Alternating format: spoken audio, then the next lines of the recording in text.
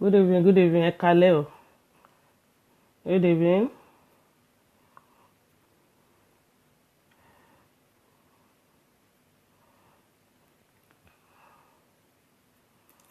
Ẹ jọ̀ọ́ mò ń wá music ni.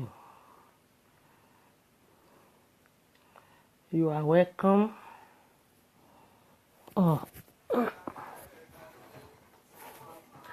A ló lè sọ pé òun mọ́. Please don't invite your friend. Ọmọlọ́mọ láàrin èrò is on board. Please share. Good evening. Good evening, my sister. Good evening, ẹ káalẹ́. Ètò múlé tẹ́gbà. You are welcome on the board. Good evening. Boss. Ló mọ̀ tẹ́nìkan ò mọ̀ tó pamọ́. You welcome. Good evening, my sister. Good evening.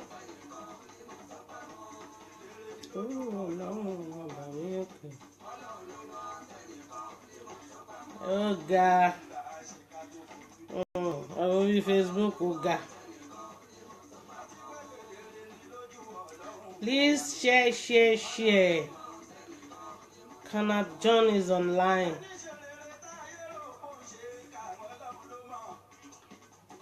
Ẹni ẹ káalẹ́ o.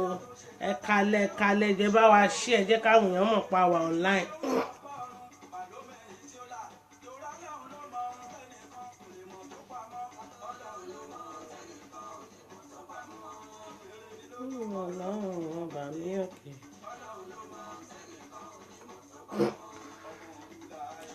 Please share.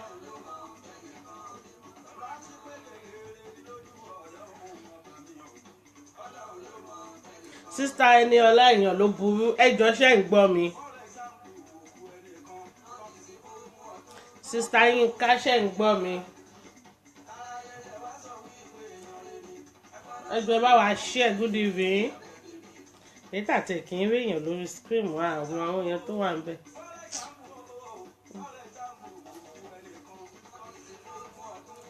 Please, are you hearing me?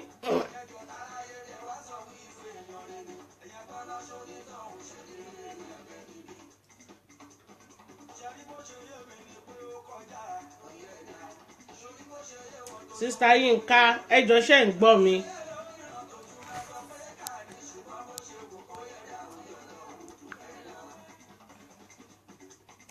Ẹjọ́, are you hearing my voice? Ẹjọ́ ẹ̀yin èèyàn tẹ́ wà ń bẹ̀ ṣe ń gbọ́ mi. Sister Yinka ṣe ń gbọ́ mi.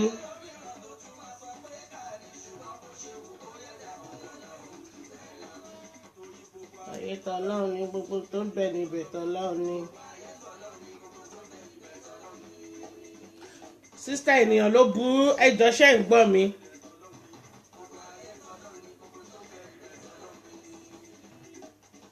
Please share. Àkúmọ̀ bóyá ẹ̀ ń gbọ́, tẹ́ bá ń gbọ́ ẹ show thumbs up. Please, if you are hearing me, show thumbs up.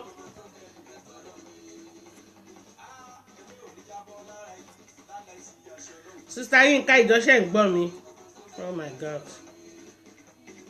Hello. Ẹjọ́ tẹ́ bá ń gbọ́ mi ẹ ṣe thumbs up náà.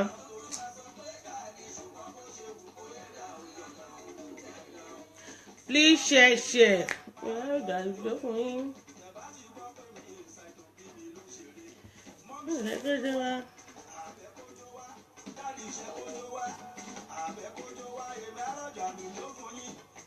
Sister Ṣọlá ẹ káalẹ́.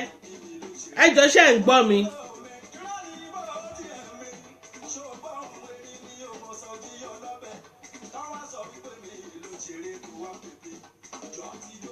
Sister Ṣọlá ẹjọ́ ṣe ń gbọ́ mi. Ẹ sọ̀rọ̀ tẹ́ bá ń gbọ́ mi.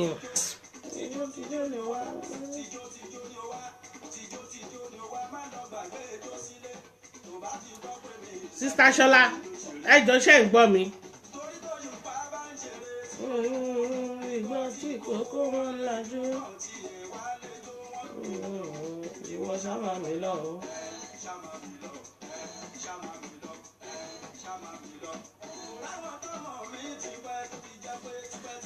Sister Ṣọlá ẹ jọ̀ọ́ ṣé ń gbọ́ mi. Ẹ jọ̀ọ́ ẹ ṣó tó ń sọ tẹ́ bá ń gbọ́ mi. Aláwọ̀ tọmọ mi náà ti máa ń gbádùn mi.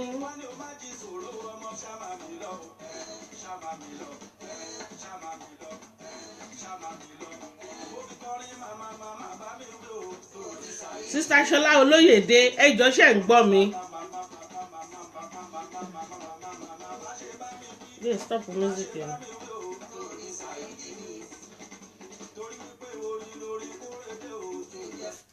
Sister Ṣọlá Olóyèdé ẹ jọ̀ọ́ ṣé ń gbọ́ mi. Ẹ jọ̀ọ́ tẹ́ bá ń gbọ́ mi ẹ bá mi ṣe thumbs up kí n lè bá mọ̀ pé ń gbọ́ mi. Please please please share share share.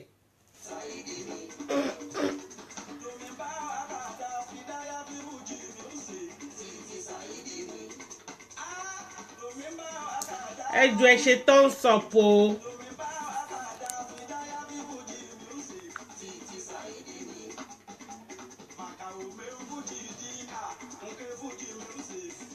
Please share share share share.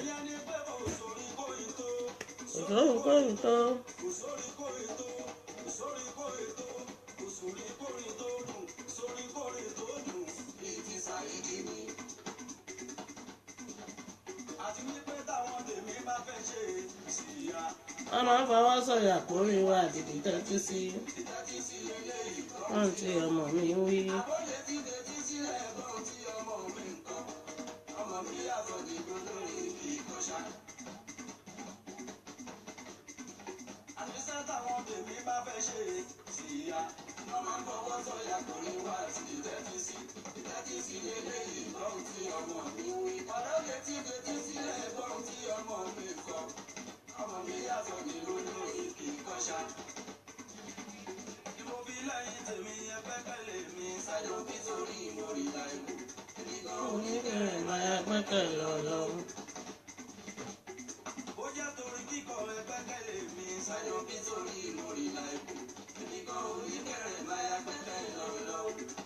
Sister Ìbùkún Olúwọlá ẹ jọ̀ọ́ ṣé ń gbọ́ mi.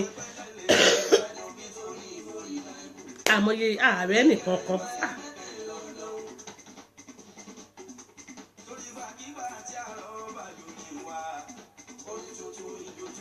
Please share share.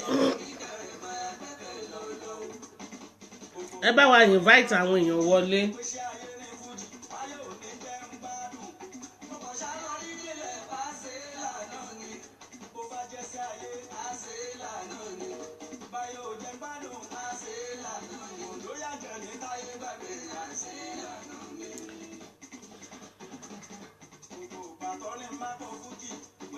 Ọ̀rẹ́ mi jókòó Tádé báwo jọba mi invite àwọn èèyàn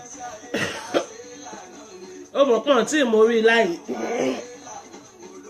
bá mi invite àwọn èèyàn àwọn àdáyé fẹ́ nǹkan ok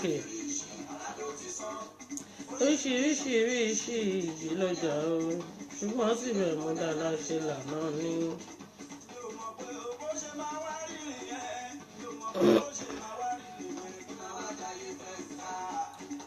mo lóríṣiríṣi àrá ló ti sán. ṣé kí n pè é ń bì báyìí ni níbo ló ti fẹ́ kí n pè é ṣé lórí fóònù.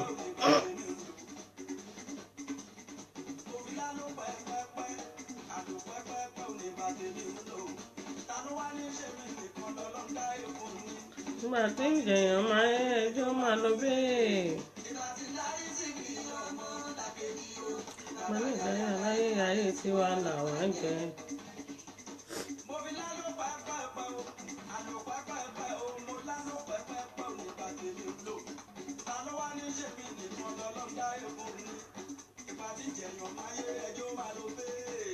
ìgbà tí ìjẹyàn lákejì ọmọ lákejì o màdàjáde aláyé ayé tiwa làwa ń jẹ aládàkùn má fi ìṣòpin má fi ṣòpin ọlá má fi ṣòpin iyì orí owó kò ṣàrí ẹ̀mí mi.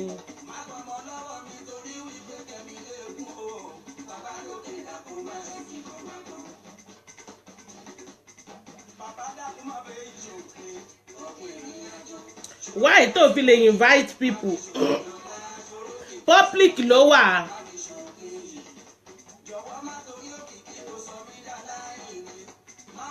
Mr. Princess ẹ kalẹ̀.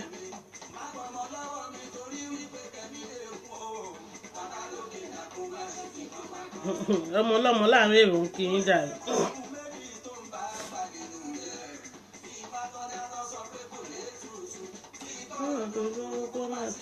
àtúnṣe ẹ jọ̀ọ́ ẹ bá wa invite àwọn èèyàn tí mọ platform yìí.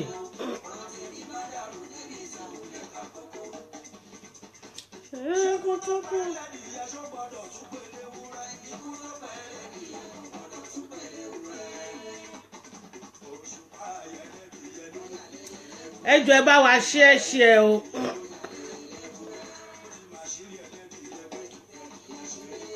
àwa la wà lórí ọmọ ọlọ́mọ láàrin èrò wọ́n ti kanat.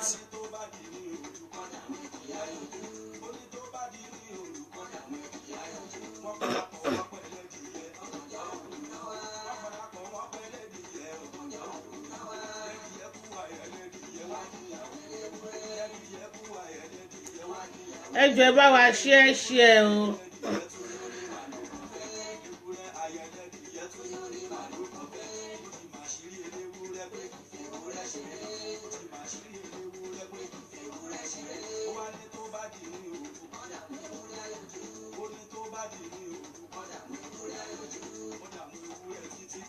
eléwúrẹ́ òyìnjú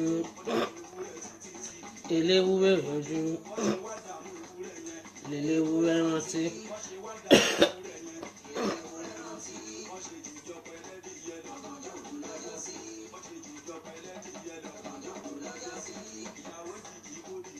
eléwúrẹ́ bá ní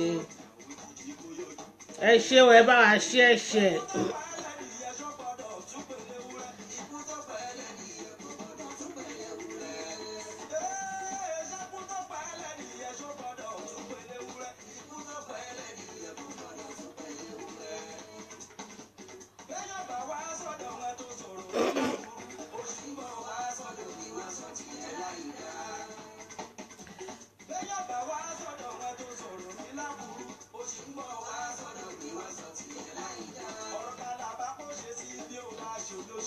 tó ń ṣe oṣù bí iṣẹ́.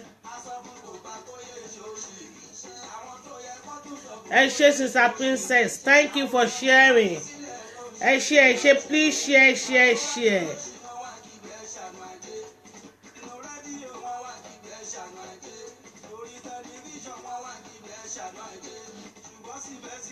ọmọ òṣèlú ṣe.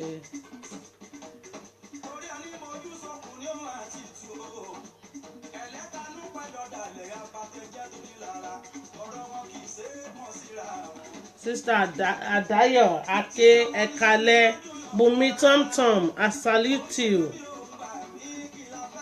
You are welcome on this platform, Princess. You are welcome. Thank you. Thank you for joining me. Please share. A lot of people don't know we have another platform. Please share. Bẹ́ẹ̀ ni Sister Princess, Saheed Òṣùpá ló ń bọ̀, Saheed Òṣùpá ló ń kí.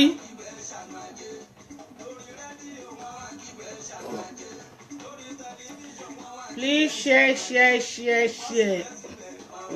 She don't share.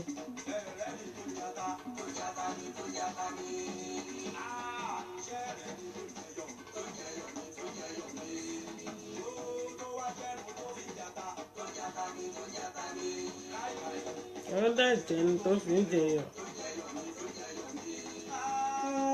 aṣọ ń lọ ìbà mi jẹ́. àgógó ẹni ọ̀tá ni ó kọ̀tá mi. ẹ̀nà àlẹ́ mi ló máa bá. ẹ̀nà àlẹ́ mi ló máa bá. ẹ̀nà àlẹ́ mi pẹ̀lú òkò mi náà.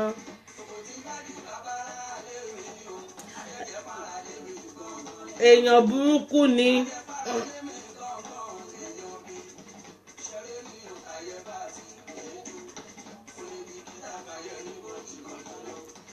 wọ́n pè ayé mi adùn àdùjọ yín lọ àdùjọ yín lọ.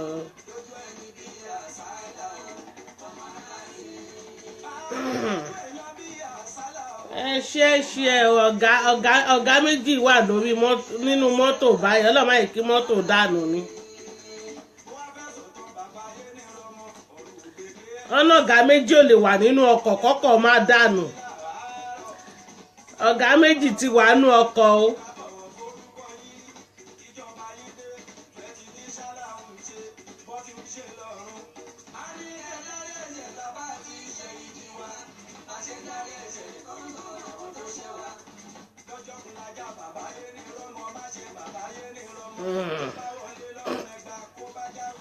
ẹjọ ẹ try bá wa share o àwọn èèyàn mú pa wá ń bí o.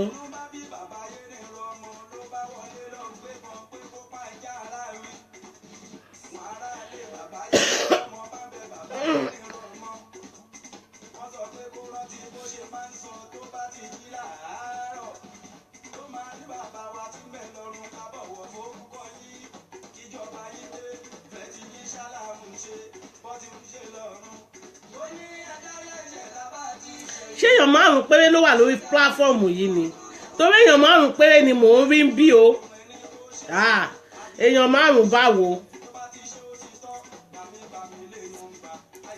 ẹ jọ̀ọ́ ẹ bá wa share o.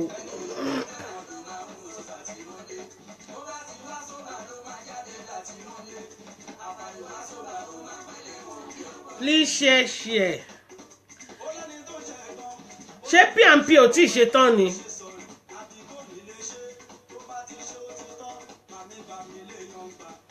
ṣé P&P ò tí ì ṣe tán ni.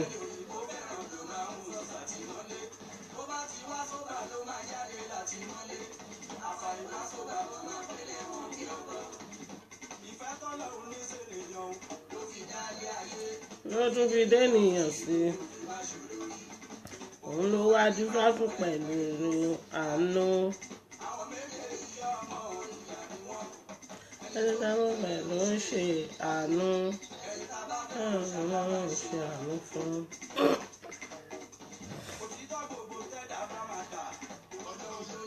ẹ jọ̀ọ́ ẹ try láti invite àwọn èèyàn wá o. èèyàn márùn péré ló wà ń bí o eléyìí sún mi o.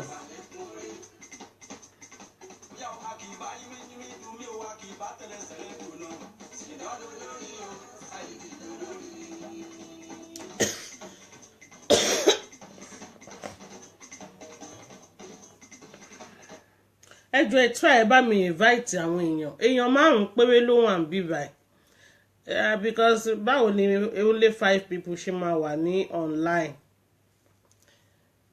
ẹ jọ̀ọ́ ẹ bá a sọ fún wọn Kenneth náà ló ṣì ń sọ̀rọ̀ wọ́n ti block Kenneth John wọ́n ti nà Kenneth John wọ́n ti nà pa ọmọ ọlọ́mọ láàrin èrò is the same thing ṣé P&P ṣì wà online.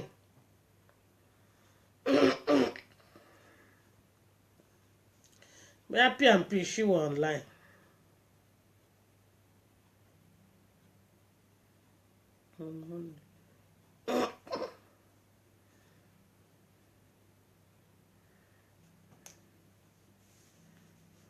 Bumi Tom Tom, happy Monday,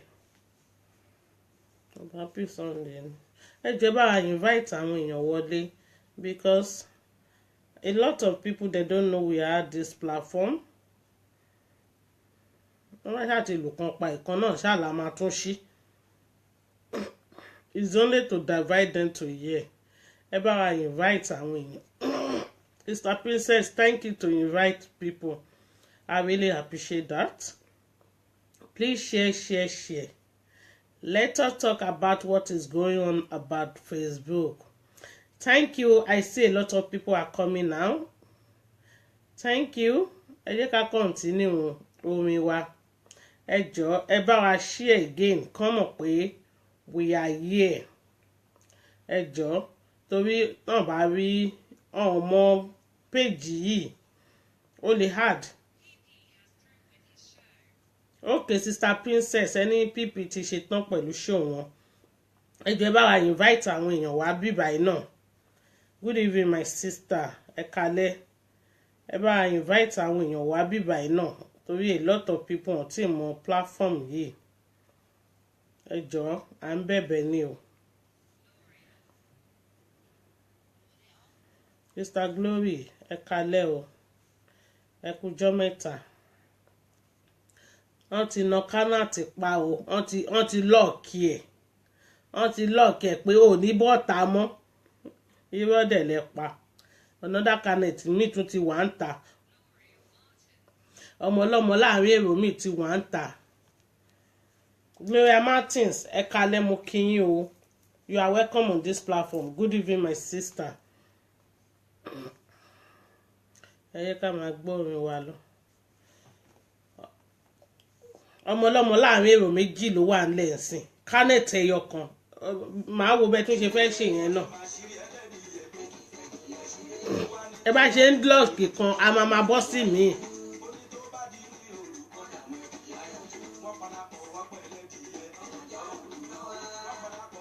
You are welcome on this platform. Good evening, good evening, good evening. Thank you to sharing.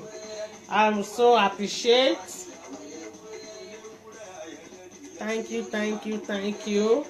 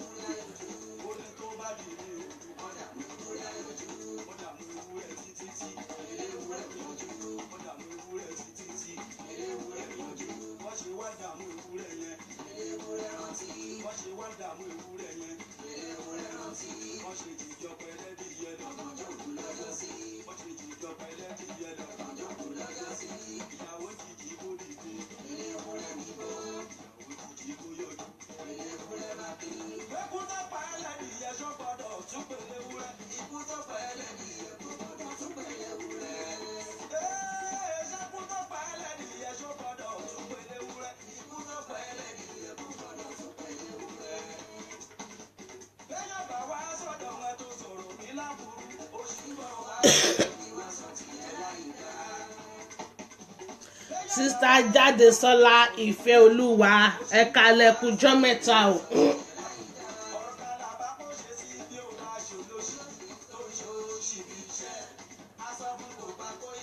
Thank you, thank you. You welcome on this platform.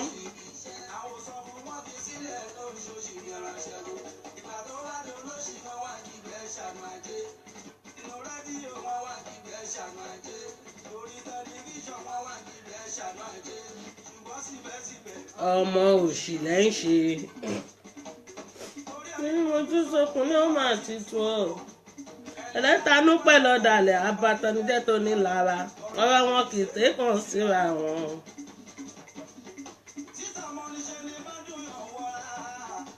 Òun ṣe mí òun gbà mí kí la fẹ́ ṣe sí ẹ̀ náà.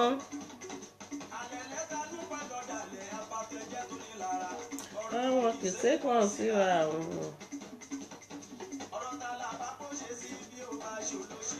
Oṣooṣì ibi iṣẹ́ àwọn wèrè ló kọ́ orí Facebook o. Please share. I need to be start. I will start right now. But ẹ bá wa share. Àwọn tí wà lórí platform yìí ò pọ̀. But ó sad. Ọmọ òṣì ló ń ṣe.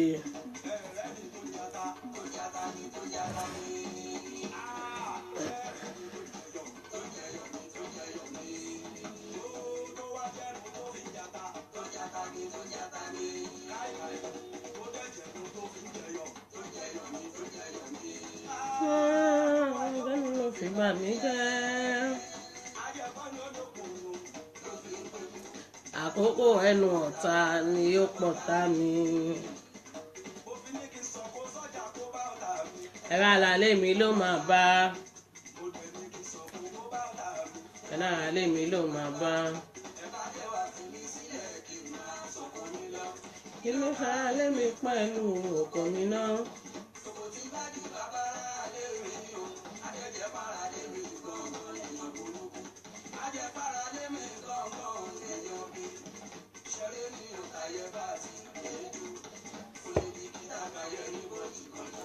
Okay, we need to start.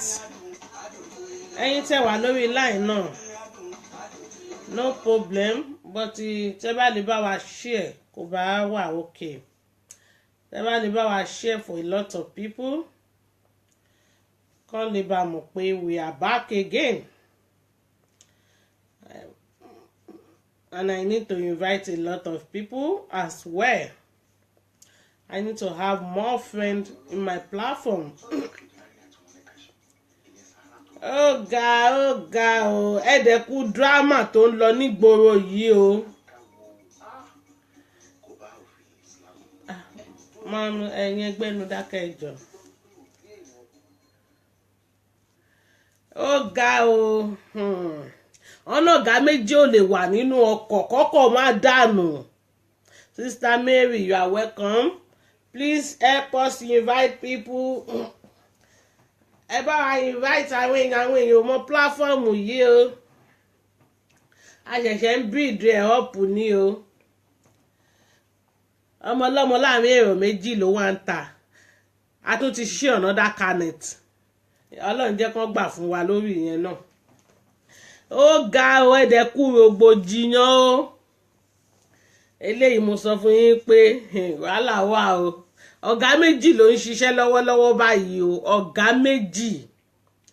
Àwọn Yorùbá dẹ̀ sọ fún wa pé ọ̀gá méjì ò lè wà nínú ọkọ̀ kọ́kọ́ má ṣe kíni kó má dànù.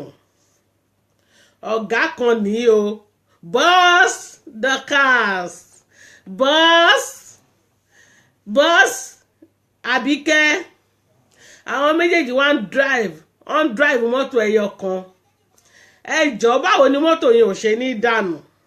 Ṣèbó sọ pé tírin kan bá kọ̀ọ̀kan àbí báwo náà ṣe máa ń pè é kán máa tẹríba fún kan ni.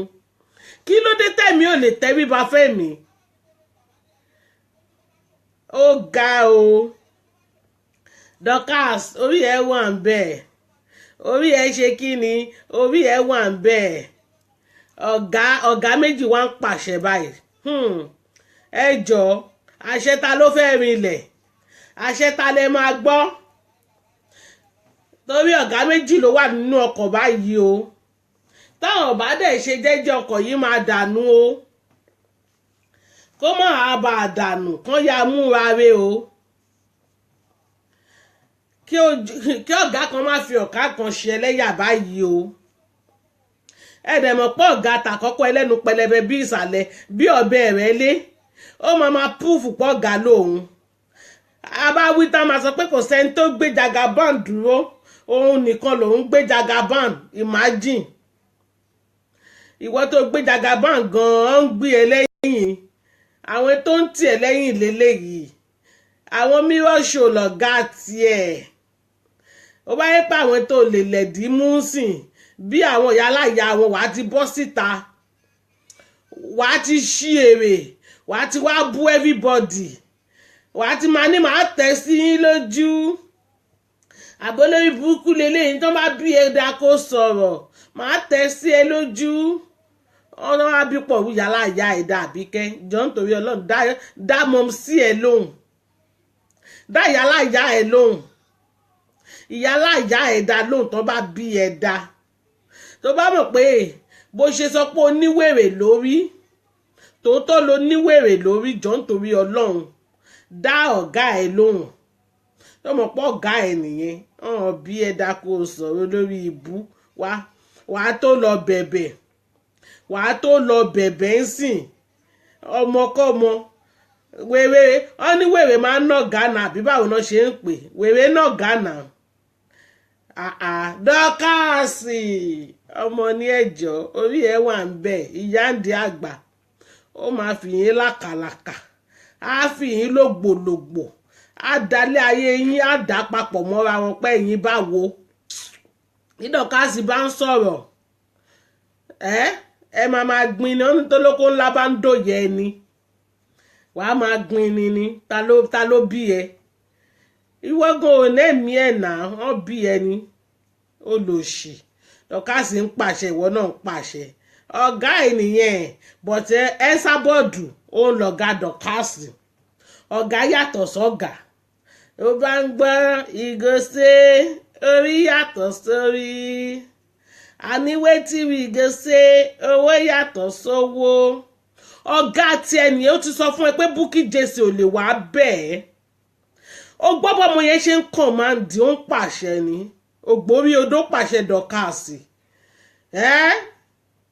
ìyá ọlọ́yàn one stone ìyá ọlọ́yàn one corner ó pàṣẹ ni pé kí ló ń ṣe ẹ́ ọmọ gbé ṣan lẹ̀ kó yé máa ṣorí burúkú èmi yìí ni mo wà lẹ́yìn ẹ tí ò bá kí ń ṣèmi tí mo wà lẹ́yìn ẹ ta níwọ Jagaban a má tí ìwìwà máa ní Àbíkẹ́ stand alone who are you ọmọ yẹn bá dẹ́sì wọ́n níyàn bá dẹ́sì ọmọ dọ̀kásì yẹn ọmọkọ́mọ ni ọmọkọ́mọ Nigeria limited ọmọ òfò ni odidi CEO ni wọ́n ń bá sọ̀rọ̀ báyìí ìgbà yẹn pé sí oògùn ẹnu ló ní bíi ti dajà kàrà ẹgbọ́n nǹkan tọmọ yẹn sọ ó ní gbogbo yín pátá lẹ̀ ń ṣoògùn yàá tó tọ́ dẹ̀ ló sọ ó ní gbogbo yín pátápátá lẹ̀ ń ṣoògùn ta ni wọ́n tí Bukky Jesse mọ́ Àbíkẹ́ ìgbéraga gan bá tiẹ̀ jẹ́ olórí ibú alápá bíi hanga yíbò ìwọ tó kan tó ń pèrè ẹ méjì wàá dé wàá fẹ́ kí gbogbo èèyàn kan wá máa bẹ̀ ẹ́ wàá wá fẹ́ kí gbogbo èèyàn wá máa ṣe sọ́ọ̀rì ta ni wọ́ ọ̀gá ìyálà ìyá ẹ̀ ti sọ fún ẹ pé kò lè ṣe sọ́ọ̀rì fún ẹ ọ̀gá ẹ̀ ti ń pàṣẹ ọ̀gá ẹ̀ sọ fún ẹ pé kó gbẹ́nu ẹ sàn kó lọ stop the fuckery Bukky ò ní ṣe sọ́ọ̀rì ó ní ṣe bẹ́ẹ̀ wọ́n náà ṣẹ́ àbó gbọ́n nǹkan tó wí fún ẹni ó ní ṣe bẹ́ẹ̀ wọ́n náà ṣẹ́ ó ní gbogbo yín pátá lẹ̀ ń ṣoògùn kó stop the fuckery kí ló ń ṣe yín tí ò ṣe nìkan rí ó gbọ́n nǹkan tọ́mọ yẹn wí ó ní tó bá wù yín kẹ́ láìkì òun bó bá wù yín kẹ́ má láìkì òun gbogbo yín lẹ́jọ́ ń ṣoògùn ògùnjọ́ ẹ má bínú ikọ́ mi ò tí ì finish sista Bùnmi kalẹ̀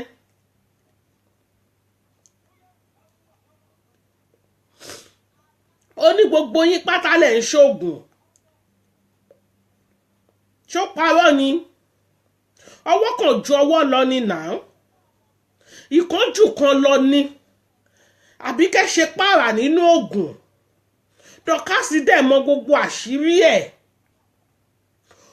ó mọ gbogbo in and out ẹ̀ ó mọ gbogbo nǹkan tó ṣẹlẹ̀ kí ló dé orí ẹ̀ka lẹ́dàrí sísítà mi kánàtì ń kí yín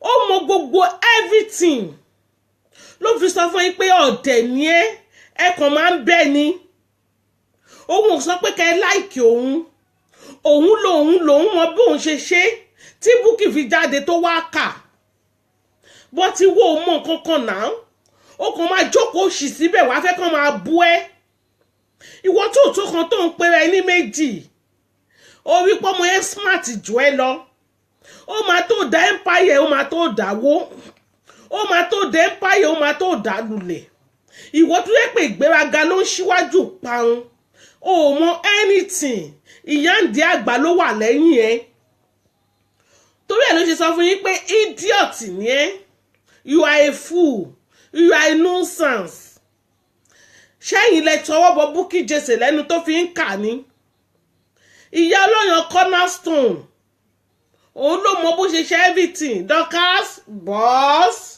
boss àwọn abirùn orí ọmọ yẹn ó wáìsì jù yín lọ sórí mission yín méjèèjì kò papọ̀ jẹ́ kí n sọ fún ẹ Dorcas ń wá bò náà ṣe máa di CEO ìwọ ń wá bó ṣe máa jọ̀gá láwọn èèyàn lórí kó ṣáà máa sọ yí pé kó ṣáà máa pe ẹ lọ́gàá ọ̀gá in my food ọ̀dẹ̀ ní ẹ̀ Ìyá Ọlọ́yàn cornerstone ọmọ yẹn wá ìsìbàjẹ́ ó rí pé gbogbo àwọn tó kúrò lọ́dọ̀ wa ó yá ń lọ ẹ̀bírèsì wọn ó yá ń kó wọn sójú kan òun náà máa jẹ CEO lé wọn lórí but ọ̀dẹ̀ tiẹ̀ àfi kó máa ṣe bọ́ọ̀sì elékìsà àfi kó bọ́ síta kó máa ranjú fò kó máa ṣe bí wèrè kó máa ṣépè láti 2 years tó ti ń ṣe show èpè yìí ni Ìyá Ọlọ́yàn cornerstone ó gbọ́n dákú tẹ́ bá ń gbọ́n ó gbọ́n dànù Ìyá Ọlọ́yàn cornerstone ó tún sọ fún yín pé quiet àsìkò gbà tẹ́ máa sọ̀rọ̀ kò tí tó kí ló ṣe yín tẹ́ gbọ́ sí lẹ́nu mo rí tó lórí ibú òòṣà náà bọ́ta ìyẹn ń tiẹ̀ òòṣà wọ́n máa fi ẹ́ bọ̀gùn last ní olórí ibú ní gbogbo èèyàn bá tiẹ̀ ń sọ̀rọ̀ ṣẹ́nu tiẹ̀ tọ́ sọ̀rọ̀ òòṣà bírùn tí gbogbo èèyàn bá tiẹ̀ ń sọ̀rọ̀ ṣó yẹ kí wọ́n sọ̀rọ̀ Ìyá Ọlọ́yàn cornerstone tí ó ń bọ̀ wá bá ẹ jẹ́ kó finish pẹ̀lú ọ̀gá ẹ̀ olóṣì ẹ mọ̀ pé mi ti ò le bí bó ṣe ń sọ̀rọ̀ bí àrìndìn á tà ẹ̀ á gbowó orí ẹ̀ á fi ra pátá sí ẹ̀ ń dì ó ṣàrìndìn bí bó ṣe ń sọ̀rọ̀ bí òpònú ìdí ẹ̀ ń lé yìí kò tí ì rí tiẹ̀ rò ó sì fẹ́ finish ọ̀gá ẹ̀ náà ó ń jẹ́ kó máa yí ọ̀gá ẹ̀ pé ta ni ẹ́ ta ni wọ́ ẹ pé Victor ìwà máa sọ pé kó wá máa sọ sorry fún ẹ who are you who be you Bukky ò lè ṣe sorry because why ọmọ mi mọ nǹkan tó fẹ́ gbà ń bẹ Ìyá Ọlọ́yàn cornerstone ìyá orí odó ó mọ nǹkan tó fẹ́ gbà ń bẹ ẹ ó mọ̀ pé kò tí ì tó àsìkò ó gbọ́ tó sọ fún yín pé kò tí ì tó àsìkò òun ò tí ì parí mission òun kí ló ṣe yín tẹ̀ ń bẹ́ kí ló dé tẹ̀ ń bẹ́ tẹ́ fẹ́ kó ń parí iṣẹ́ òun ó sọ fún yín pé tó bá wù yín kẹ́ láìkì òun ó bá wù yín kẹ́ má láìkì òun ò kí ẹ̀ nǹkan tó ń bá máa ṣe lòun máa ṣe bọ́tàn wàá bí ìyálàyà sí òyìn dá kó sọ pé ta ni wọ ibo ló fẹ́ gbé gbà ẹ̀yin náà wí pé CEO ẹ̀rù ń bà á ẹ mọ̀ tó yẹ pé bí ìyálàyà wọn ló ṣẹ̀ ń sìn á ti bọ́ síta á ti tẹ̀ sí wọn lójú ṣẹ́yìn náà wí pé ọ̀gá ju ọ̀gá lọ ẹjọ́ ẹ̀yin tèmi a nídìí béèrè lálẹ́ yìí o ẹ dẹ̀ máa bá mi kọ́ síbẹ̀ ẹjọ́ ta ni CEO ṣáàbíkẹ́ ni CEO ni àbí Dorcas tá bá finish ọ̀rọ̀ yìí a máa mọ CEO lálẹ́ yìí ẹ̀ńtẹ́yìn tèmi bá dẹ̀ ti mú òun ni CEO boss ọ̀gájọ̀gá lọ ọ̀gájọ̀gá lọ lọ́dọ̀ àwọn ọmọ ayé lọ́dọ̀ ọmọ ewé ọ̀gá ẹyọ kan péré làwà ní ó ní Esabod for life bẹ́ẹ̀ ni Esabod lọ̀gá ẹyọ kan táwà ní bọ̀tì lọ́dọ̀ àwọn ọmọ ewé àwọn ọmọ ayé sorry to say ọ̀gá méjì ló ń rúlù báyìí àwa mọ ọwọ́ ẹni tó máa já sí bóyá wọ yorí odó ló máa já sí ni o àbí ọ̀gá ẹlẹ́sẹ̀ kan àtààbọ̀ ìwọ kọ́ ìjọ́jẹ́ ń sọ̀rọ̀ ní ìṣàmẹ̀bọ̀ ẹ ní sùúrù ẹ má ti kọ̀ sí i o a sì máa sọ ń pa ẹ̀ ẹ jẹ́ ká gbọ́ gbogbo nǹkan tó sọ náà.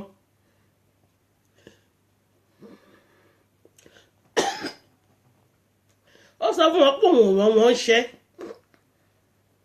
àrà tó bá wù ní kó dá Bukky Jesse kò ní wá ṣe sọ́ọ̀rì fún wọn ó ní kò ní wá ṣe sọ́ọ̀rì tó bá yẹ pé sorry yẹn ó ní problem ọ̀gá wọn kò ní wá ṣe sorry. Ẹ wá bá mi béèrè lọ́wọ́ wèrè.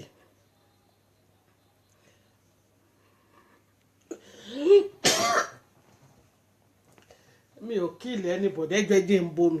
Ẹ má bínú, ẹ fún mi ní ìṣẹ́kọ̀. Yeah.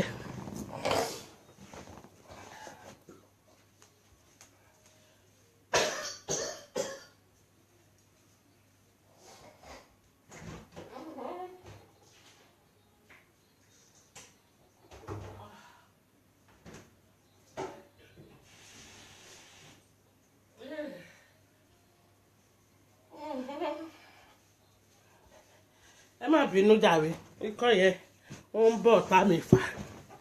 Ó wá sọ pé Bukky Jesse ò ní ṣe sọ́rí o tọ́gà wọn. Ẹ ṣe jàre èèyàn mi, sista Bùnmi. Mo ti wà òkè, ikọ́ yẹn ń bá mi drag ẹ̀ ni. Ó wá ń jẹ́ kó yé wọn pé yà mo ti lọ bomi ẹ ṣe. Ó wá ń jẹ́ kó yé wọn pé Bukky Jesse ò ní ṣe sọ́rí. Why tó jẹ́ pé òun lòun máa ṣiṣẹ́ tóun bá ti ṣiṣẹ́ tán ọ̀tọ̀ lẹ́ni tó ń gba glory. How long ni gbogbo nonsense yìí ló fẹ́ continue? How long ni gbogbo òṣì yìí ló fẹ́ continue? Ó ní Kọ́lá wá òun gbà mọ́ra, Bukky Jesse wá òun gbà, Kwame wá òun gbà mọ́ra. Ó ní òun gba gbogbo òun gbà wọ́n mọ́ra because tí ẹ yé ẹ ṣe jàre kánà tí wà òkè tí ẹ yé.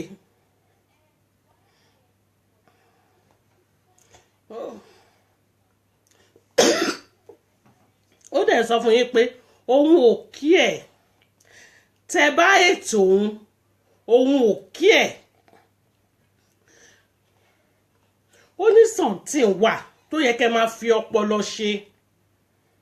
Ó ní nǹkan míì wà tó yẹ kẹ́ máa lo brain yín. Kẹ́ ṣí brain yín sílẹ̀. Not everything about Esabod. Ó ní nǹkan míì wà tó yẹ kẹ́ lo brain yín kẹ́ máa ṣe. But ẹ focus lórí Esabod. Ẹ fẹ́ bí empire Esabod wò. Tọ́lọ́run ò dẹ̀ ní fún yín lágbára ẹ̀. Orí ibi tó ti ń pariwo Esabod ọmọ inú ẹ ó ti fẹ́ gbapò mọ́ ẹ lọ́wọ́. Because gbogbo nǹkan tó yẹ kó mójútó ò mójútó. Gbogbo nǹkan tó yẹ kó ṣe ò ṣe.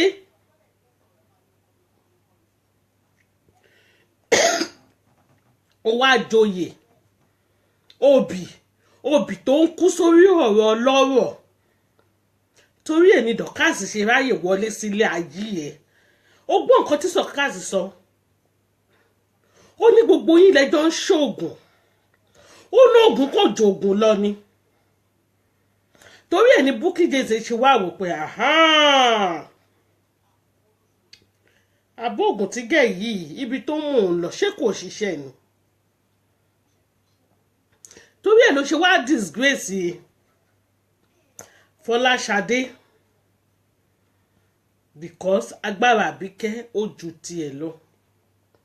Níbi tí yẹn rìn dé ó ju tiẹ̀ lọ.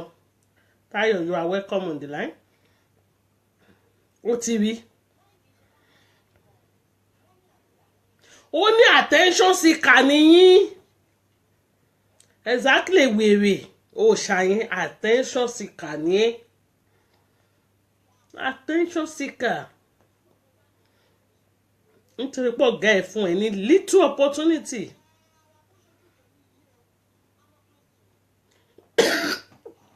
Kó fi sọ̀rọ̀ ìwọ náà rò bó o ti nóhùn lẹ́nu. Ó wá bọ́ta òṣìṣẹ́ jargons. Ó ṣe máa jẹ́wọ́ every time. Anything we say no, you must say yes because ọ̀gá yín ni. Ọ̀gá yàrá yín ni. Àṣẹ tó bá pa ó gbọ́dọ̀ múlẹ̀ ni. Kò kí ń ṣe ìyọlọ́yọ̀ cornerstone ni. Boss, bọ́ọ̀sì àwọn abirùn nǹkan tó yẹ pé ẹ̀mí ọ̀gá ẹ̀ gan kò gbé Dorcas ló ń pàṣẹ ìyá ń di àgbà ìyá orí odó ń pàṣẹ ìwọ náà ń pàṣẹ òòṣà tó bá ń ká àwọn òsí lára wọn tó bá ń ká àwọn òsí ń bẹ̀ ìyá orí odó ń pàṣẹ lọ́wọ́lọ́wọ́ ìwọ ń sọ̀rọ̀ ó fẹ́ kó fi ẹ̀gbọ́n ṣẹ ni àbí wèrè lélẹ́yìí ni orí pọ́gà ẹ̀gàn ò lè sọ̀rọ̀ Sister Bisola, you are welcome. Orí pọ́gà ẹ̀gbọ́n ẹ̀mí ò gbé kí lọ́gà ẹ̀ kàn sọ ó kàn ní ẹ fi sílẹ̀ I will talk to her. Kò bá jẹ́ pé ẹnìkan ló ṣerú ẹ ti mọ̀ náà á ti máa tu bí ejò á ti máa sọ̀rọ̀ á ti máa da gbogbo ẹ̀ lẹ̀ bíi tissue paper. But ọkọ yálàyẹ ń sọ̀rọ̀ lọ́wọ́ ọkọ yálàyà ẹ̀ ọkọ àìná ó ń sọ̀rọ̀ lọ́wọ́ báyìí ta nìyẹn ta làbíkẹ́ ó kàn make mouth ni ṣebí Dorcas ti bú ẹ lálẹ́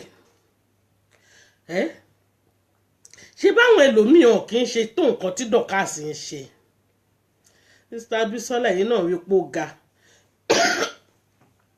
àwọn ẹlòmíràn kì í ṣe nǹkan tí wọn ò tí ì ṣe tó nǹkan tí Dorcas ń ṣe tó ti máa bọ́ síta tó ti máa tú bí ejò tó ti máa tẹ̀ sí wọn lójú tó ti máa sọ̀rọ̀ anyhow bí pé wọ́n ló ń fìdí wọn mo tún challenge lẹ́ẹ̀kan sí mo ní kán bá bí ẹ̀dá bọ́ síta ó bá jẹ́ pé ìyá ẹ̀ ó bí ẹ̀rí àìná bí ẹ̀rí bọ́ síta ó wá bú Dorcas ó mi dà gbogbo tẹ́ẹ̀sì tí lè fi jó èyí láyé máa gbọ́ bẹ́ẹ̀ ni o Sister Bisola Dorcas ní boss orí yín wà ń bẹ̀ ẹ̀ ń tẹ̀lé mi Dorcas ní boss àṣẹ tó bá pa ló máa múlẹ̀ ta làwọn ó ní tẹ́ bá pe fóònù ẹ máa jóná ó ní tẹ́ bá pe fóònù òun kò ní dá fún yín ó ní òun kì í gbọ́ òun ò kì í gbà òun ti sọ pé Bukky ò lè ṣe sọ́ọ̀rì kò lè ṣe sọ́ọ̀rì ni nítorí pé kí ni àwọn ọmọ ogun tiẹ̀ nìyẹn ó ń kó wọn jọ ni ó ń ṣàwọn káàkiri ni ó ń ṣàwọn lọ́tún lọ́sì ó ń kó wọn jọ ìwọ wá fẹ́ dáwó orí ẹ̀ ti bàjẹ́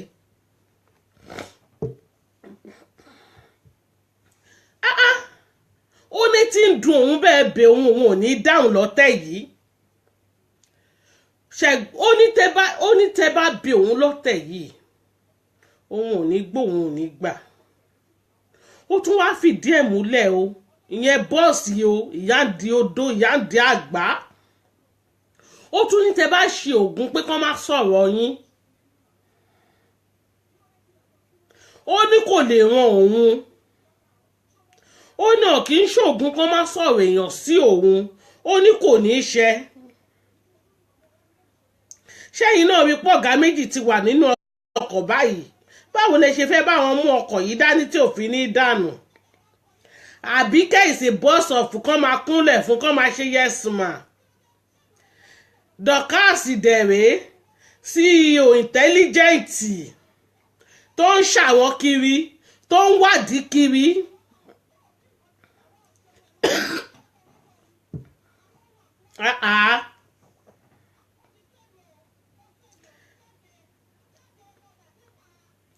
ó wá sọ pé òun fẹ́ sọ̀rọ̀ Ṣadé yẹn Ṣadé Shita ṣe mọ̀ pé Bukky sìn ọmọọṣẹ́ ẹ̀ ní Bukky Jesse ń sìn ó ní láti support ó máa support to the extent Bukky Jesse máa ṣiṣẹ́ fún gbogbo nǹkan tó ti ṣẹlẹ̀ tẹ́lẹ̀ nú ewé Bukky Jesse láti formit everything ṣe ń gbọ́ o ó ní battle tí Ṣadé win ó ní battle tí Ṣadé win pé kó ready ó ní gbogbo àwọn tó ń update sọnù kó tètè update ẹ̀ ó ní tó bá ta sí òun á ta sí aláya everybody ṣe rí pé ó ti ta sí CEO gangan pé tó bá bí ẹ dá sọ̀rọ̀ ayé ẹ máa ta sí bí ni bí CEO dà ìgbà tí wèrè ò ní ṣe ìgbà tí ó fẹ́ kíìsì canvas ni ẹ̀mí CEO gbé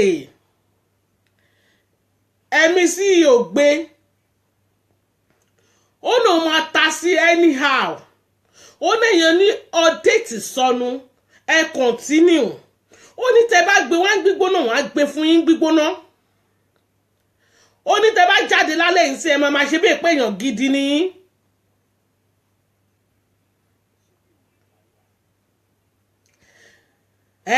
ó ní tẹ bá máa jáde ń sọ wọn máa ṣe bí pé wèrè ni ó tún wá sàn kankan òun yẹn lèmi ò ní gbà o tèmi dẹ̀ mọ̀ pé wíìlì ni ó ní tó bá tún máa jáde ń sọ máa sọ pé kándù ń ṣiṣẹ́ lórí wọn ṣé kándù ò ṣiṣẹ́ lórí yín ni èwo làbọ̀ máa fi búrẹ́dì kó wá lómi ọbẹ̀ jẹ ṣé kò ṣiṣẹ́ ni kọ́ má tí ì tán ni ẹ̀yin náà mọ̀ ó gba àwọn tó wà lórí line gan lè jẹ́rìí sí kí màmá má ti tàn kándù ni nǹkan kan máa ṣẹlẹ̀ ṣáá ni ṣé ẹ tí get into your score ipe the candle is working fine ó ń ṣiṣẹ́ correct ni kí màmá má ti dórí candle kodò fún yín ní ayé gbogbo yín máa bàjẹ́ lẹ́ẹ̀kan náà ni what are you saying ṣọ́n bá mi ṣe yín ni abẹ́fẹ́ sọ fún mi pé candle kan ló ń ṣiṣẹ́ ṣé láti jọjọ́ ìta àti ìtàn candle kí ló dé tí búkì ò kà ẹ bá mi bí wọ́n láti jọjọ́ ìta àṣìṣẹ́ tó ń ṣiṣẹ́ candle wáì tí kò bọ́ síta tí kò kà èmi mọ̀ pé nǹkan ń gbénú ẹ̀ látijọ́ èmi tẹ̀ bí nǹkan pàtàkì ló máa wà nú ẹ̀ kọ́mọ̀ yẹ kó ń sọ̀rọ̀ kọ́mọ̀ èmi tí ń wò pé wẹ́n ìjọ́ tí ọ̀rọ̀ yìí bá máa wáyé mo ní interest lé lórí ìgbà tí mo dẹ̀ rí pé ọ̀rọ̀ náà jáde mi ò rí nǹkan pàtó gbámú níbẹ̀ kò kí ń ṣe nǹkan tí mo fẹ́ gangan ni mo gbà mú mi ò rẹ́yìn tí ìgbà mú ń bẹ̀ mo ò bọ́ máa sọ pé màmá gbé orí ẹnìkan ó gbé sábẹ́ tébù mo ò bọ́ máa sọ pé màmá ti ní káwọn lọ pa ẹnìkan mo ò bọ́ máa sọ pé màmá ti sọ pé màmá ti gbé ọmọ kókó fún àwọn pé káwọn mì sí ẹ̀mọ́ ẹ̀jẹ̀ gbogbo nǹkan tí mò ń respect nìyẹn wà láìtàláì láti jọjọ́ ìtọ́ ti máa ń pariwo ẹ má yẹ kí n sọ̀rọ̀ o àmì píìsì ọ̀dẹ̀ òtúbọ̀ ọ̀tá lẹ́nìí náà ń sọ̀rọ̀ bí àrèdè ẹ wo ẹ má ti jẹ́ ǹdọ́mọpọ̀ máàsì ọ̀rọ̀ pọ̀ ṣe mọ̀ pé lánàá nítorí pé kò sí àwọn èèyàn lórí platform mo bínú mo ní máa padà wá mi ò padà wá but mo wò pé èní yìí later àwọn èèyàn máa get to this platform táwọn èèyàn bá wa cheer wọ́n máa mọ̀ páwa náà la wà ń bíbà ẹ̀ ẹ má ti jẹ́ ǹdọ́mọpọ̀ máàsì ẹ jẹ́ kí n sọ̀rọ̀ boss chef ọ̀gá pátápátá àwọn là ń sọ lọ́wọ́lọ́wọ́ báyìí nítorí chef ló ń pàṣẹ lọ́wọ́lọ́wọ́ báyìí àṣẹ tán bá dẹ̀ pa wọn ní kí ni òun ló máa múlẹ̀ òun ló máa ṣe kí ni òun ló máa múlẹ̀ ṣé gbọ́ ó ní sometime kò kí ń ṣe gbogbo ìyẹn bọ́ọ̀sì ló ń sọ̀rọ̀ o boss Dorcas ó ní kò kí ń ṣe gbogbo ìgbà ó nìyàn máa sọ̀rọ̀ ó ní time kan tó máa sọ̀rọ̀ ó dẹ̀ ní time kan tó gbọ́dọ̀ sọ̀rọ̀ kò parọ́ o ṣe mọ̀ pé kò parọ́ ajá gan ó ní time tó máa ń gbó ó dẹ̀ ní time tí kò yẹ kó gbó the lady is right for there kò kí ń ṣe every time ní sí wọn máa wá bọ́ta ló máa ṣe bí wèrè kò kí ń ṣe everyday ló máa bọ́ta ló máa pariwo nǹkan tó ń sọ fún wọn nìyẹn o ó ní kò kí ń ṣe every time ló máa bọ́ síta ó lóun pè wọ́n ń sọ fún wọn pé ẹ má ṣe nǹkan báyìí ẹ má ṣe nǹkan báyìí ta lẹ́yìn tẹ̀lé gbọ́rọ̀ sóun lẹ́nu òun command yín ẹ ò dáhùn lóhùn who are you ó ní kò tí necessary ó ní kò necessary láti wá ṣe òun wait attention burúkú tẹ̀ ń fúnra yín unnecessary attention tẹ̀ ń fúnra yín ìyá ìdí àgbà ó ń pàṣẹ lọ́wọ́ ó ní ẹ má ṣe nǹkan tá lẹ́yìn tẹ́ lọ ṣe orí yín ti bàjẹ́ exactly òòṣà yẹn ìyẹn torí mọ̀gìdì bí odó tó fi ń pandó ọmọ àlè ó fasábí mo sì ń bọ̀ ọ̀rọ̀ Ṣadé àmọ́ ń bọ̀ ọ̀rọ̀ pọ̀ lálẹ́ yìí àbá sọ́tán lè nìyà á kọ́ntínú lọ́la nǹkan ń ṣẹlẹ̀ lórí social media ó sọ fún wọn pé ta làwọn tó ń pàṣẹ tó ń gé àṣẹ òun dànù òun sọ fún wọn pé kò tí tó time tó máa sọ̀rọ̀ wọ́n dẹ̀ sọ̀rọ̀ nǹkan tó mú wọn tó fi sọ̀rọ̀ yẹn wọ́n gbọ́dọ̀ go in punishment ṣé ẹ rí bọ́ọ̀sì o èyí ò ṣàyẹ̀ ó ń ṣẹnu pọ́nṣánpọ́nṣán ó ń ṣẹnu yánmayànmá ó ń sọ̀rọ̀ anyhow orí odó ni kò la orí òòṣà mọ́ bọ́ọ̀sì mo fún ẹ ní bọ́ọ̀sì lálẹ́ yìí orí odó ni kò gun mọ́ gidi ni kò gbẹ́yẹlé lórí kó wo gbogbo sùúrù ẹ̀ nínú gíláàsì ẹ mo dẹ̀ mọ̀ pé kò lè lógo tó gbádùn ògo kìtẹ̀ ló ń ṣe pẹ̀lú ọ̀gá wọn security àbí kí accountant àbí kí ló náà ń ṣe tẹ̀lé ọ̀gá wọn ológo gbé báàgì ọmọ ọ̀dọ̀ Àbíkẹ́ ó nù ṣe ìrìn bọ́ọ̀sì ní òun ò ráyè òṣì òun ò ráyè ìwèrè òun ò ráyè attention sticker tó ń bá kiri ayé ẹ̀ ti bàjẹ́ òṣà ọ máa fi orí ẹ̀ gún àgbọn ọ máa fi orí ẹ̀ kọ́ àgbọn yes o bọ́ọ̀sì ń pàṣẹ Sister Bisi bọ́ọ̀sì ni boss Dorcas ṣé ń gbọ́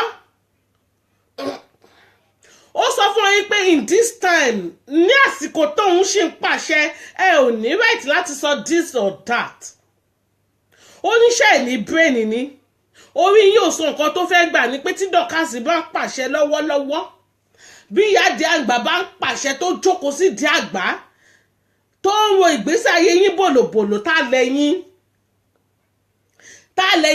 tẹ́ bọ́ síta tẹ́ ń sọ jargons mo dẹ̀ mọ̀ pé lórí burúkú òòṣà yìí ó ti tó ìyá di àgbà ayé ọmọ yìí mà ti bàjẹ́ o wọ́n ní o fọwọ́ síbi tọ́wọ́ ń gbó náà ní fi síbẹ̀ gbogbo gíláàsì náà máa fi kó gbogbo orí ayọ̀ ẹ lọ ó kú níwe tẹ́lẹ̀ àwa awítàmà náà òun ní gbàkejì ọ̀gá gbogbo yín pátápátá ló ń sọ̀rọ̀ yìí orí ẹ̀ burú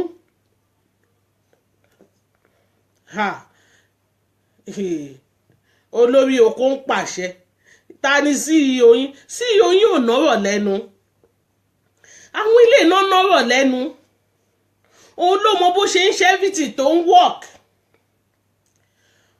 ó lóun wà very very disappointed nínú gbogbo yín ó ní ta ni director ó lóun mọ ta ni boss ta ni director nínú gbogbo yín tóun máa sọ̀rọ̀ tẹ́yìn máa change ẹ̀ pé kò rí bẹ́ẹ̀ ó ní ta ló ń control ta náà bí da tó ń control òun ò understand ó ń control ilé ó ń control òun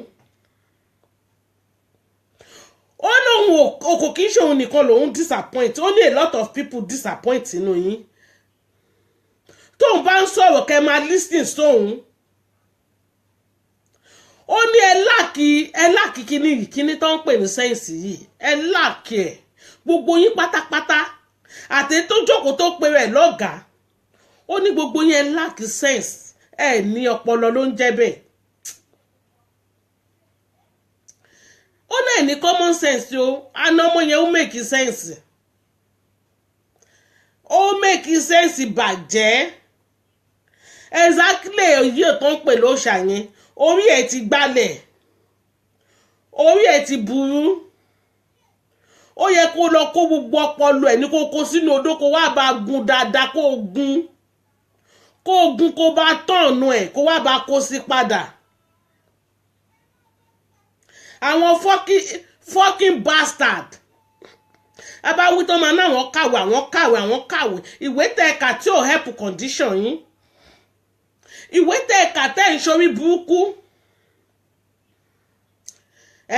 Ó ní gbogbo èyí tẹ̀ wà lórí line lọ́dọ̀ sí ìyògan kò ní dá fún gbogbo yín. Ọmọ lọmọ yẹn o, ọmọ lọmọ yẹn o, dọ̀kásì àbí ìyá ń di àgbà kan ta ni ò lè tẹ́ sí lójú, ta ni ò lè wojú ẹ̀. Mo gbé náà sórí abáwọn sọ. Ó ní gbogbo ẹ̀yin oní kọ́mẹ̀ntì sọnù tẹ̀ wà lọ́dọ̀ AJ kò ní dá fún gbogbo yín. Ó ní ta lẹ́yìn tẹ̀ ń tẹ̀ sí Bukky lójú. Stop the fuckery. Tóun ò bá jẹ́ kí Bukky sọ̀rọ̀ báwo ló ṣe máa sọ̀rọ̀? Ohun tó yẹ kẹ́ lọ máa dúpẹ́ lọ́wọ́ ẹ̀. Ẹ tún ń ṣòṣì.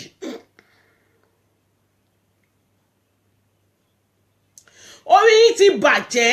Ó ní gbogbo ẹ̀yin oní kọ́mẹ̀ntì òsì kọ́mẹ̀ntì sọnù. Ó ní orí yín ti bàjẹ́. Ó ní sometimes táwọn èèyàn bá ń sọ fún yín pé don't talk, quiet. Òun lòun mọ̀ nǹkan tóun rí. Ó lẹ́ni tí tóun bá sọ fún yín ṣé kò yẹ kẹ́ máa gbọ́? Ó náà máa lè ní gbogbo yín sẹ́. Ó ní in that moment bí aláya yín dákẹ́ sọ̀rọ̀ tóun sì ń pàṣẹ lọ́wọ́. Ó ní yẹ kẹ́ sílẹ̀ ẹnu yín pa ni. Ó ní yẹ kẹ́ sílẹ̀ ẹnu yín pa ni. Ó ní àwa wí tàbí kẹ́ sọ pé Bukky Jesse lọ ní ológun. Ó ní gbogbo yín pátá lẹ̀ lọ ní ológun. Kẹ́ stop the fuckery. Ẹ gbàgbé òṣì.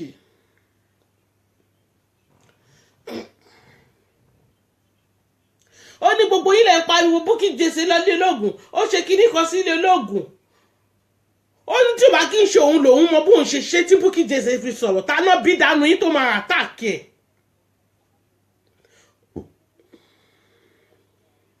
Ó ní tí Bukky Jesse ò bá jáde pé ọmọ orúkọ ẹ̀ lọ sílé ológun. Ó ní kí lẹ fẹ́ ṣe, báwo lẹ ṣe fẹ́ mọ̀? Àwa wítọ́ gbogbo yín nǹkan kọ́mẹ̀ntì sọnù. Ẹ̀yin oní kọ́mẹ̀ntì òṣì, ẹ̀yin oní kọ́mẹ̀ntì sọnù. Ó dẹ̀ ti bà àwọn ọmọ èjè yẹn jẹ́. Olórí ibú ni gbogbo yín. Ọmọ máa kọ kọ́mẹ̀ntì òfò, ọmọ máa kọ kọ́mẹ̀ntì sọnù. Àwọn ọmọ àlè. Ọ̀gá yín ní kẹ́ gbẹ́nu dákẹ́, kò tí ì tásìkò tó yẹ kẹ́ sọ̀rọ̀ nítorí pé kí ni kò tí ì lo Bukky Jesse tán. Ọ̀rọ̀ tó wà lẹ́nu Bukky Jesse kò tí ì sọ tán. Ó dìgbà tó bá pọ gbogbo tẹnu ẹ̀ lẹ̀. Ó ní tí ọ̀gá bá ń sọ̀rọ̀ ọmọlẹ́yìn máa ṣe yẹsà. AJ ò kì í ṣe ọ̀gá gangan ló ń sọ̀rọ̀ yìí. Ọ̀gá ni tó bá ń gbọ́ ọ̀gá ńlá bọ́ọ̀sì ń pàṣẹ, bọ́ọ̀sì kéékèèké ó wá ruga sókè. Àwa rí tán àmà náà lòun ni AJ, òun lèun ni AJ. Àwọn ìyá ń jẹ́ àgbà tó ń jẹ́ kéje máa jẹ́ AJ nìyẹn.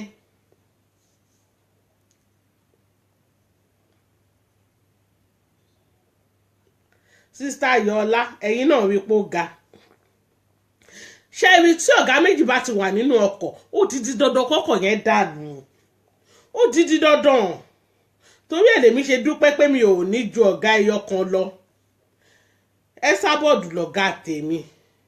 Ó dẹ̀ ń pàṣẹ fún wọn pé kán gbẹ́nu òṣì wọn sọ̀hún. Òun ò tí ì fínísì.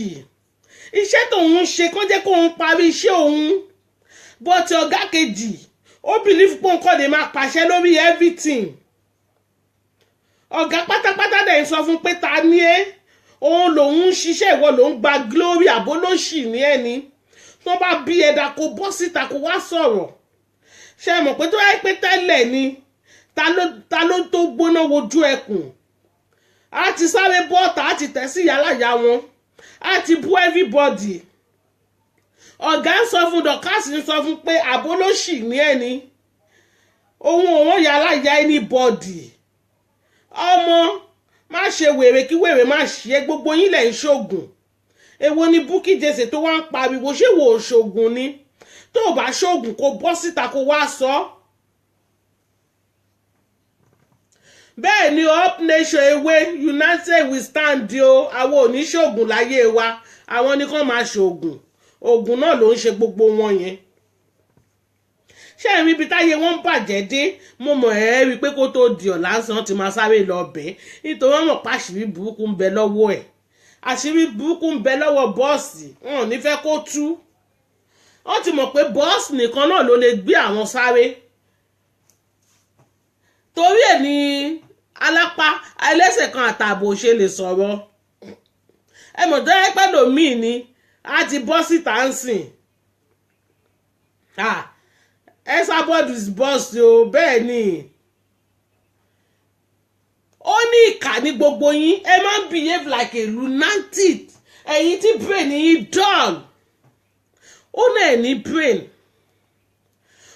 ṣẹ́rí o ó ní ilé òun wọ́n fọ́ lẹ́ẹ̀mẹ́ta ọ̀tọ̀ọ̀tọ̀ ó ná fọ́ ní òun ní ẹ̀mẹ́ta ọ̀tọ̀ọ̀tọ̀ bọ́tọ̀ ń ṣe nǹkan kan sí o òun ò dẹ̀ pariwo olórí ibú tálántó ló wá gbọ́n sí pọ́n fẹ́ pa òun ó fẹ́ ya wèrè tánà bá pa bí ò bá kí ń ṣe wọ ṣẹ́rí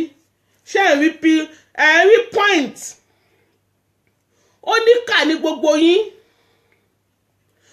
kà ní gbogbo yín gbogbo èyí tẹ̀sẹ̀ pé ọ̀ ṣe jáàsì sóhun ọ̀ ṣògùn sóhun wẹ́ẹ́ ṣe mọ̀ pé òun gangan fúnra rẹ̀ oògùn ni torí ẹ̀ lòògùn ò fi mu òun gangan fúnra rẹ̀ oògùn ìyáǹdí àgbà wàá gba iye ọmọ mi tó bá dẹ́sì ọmọ mi polo rọ́kẹ̀tì ọmọ tó rí ẹ̀ wà ń bẹ ọmọ tó ṣan ó máa jókòó sórí odó ni àgbẹ̀yẹ sórí á tún máa fi gíláàsì wo orí ayé yín ẹ wá ní oògùn máa mu bóyá torí pé oògùn òmu Bukky ti ṣoògùn títí oògùn òmu ló ṣe yá lọ fọ́ gíláàsì ilé ẹ̀ pé wèrè ìwọ náà gba búlẹ̀tì sára ló ṣe lọ fọ́ gbogbo ilé ẹ̀ ó ná fọ́lé òun lẹ́ẹ̀mẹ́ta ọ̀tọ̀ọ̀tọ̀ àwa wí tó ń sọ pé nítorí pé òun ṣoògùn sóhun ọmọ pé oògùn ò lè ràn ẹ́ nì oògùn báwo lòògùn á ṣe ràn ẹ́ ìwọ kẹ̀ Bukky ló ṣe mistake tó ti yẹ kó mú orúkọ wọn wá sọ́dọ̀ ẹ̀ bóyá tó bá mú orúkọ wọn wá sọ́dọ̀ ẹ̀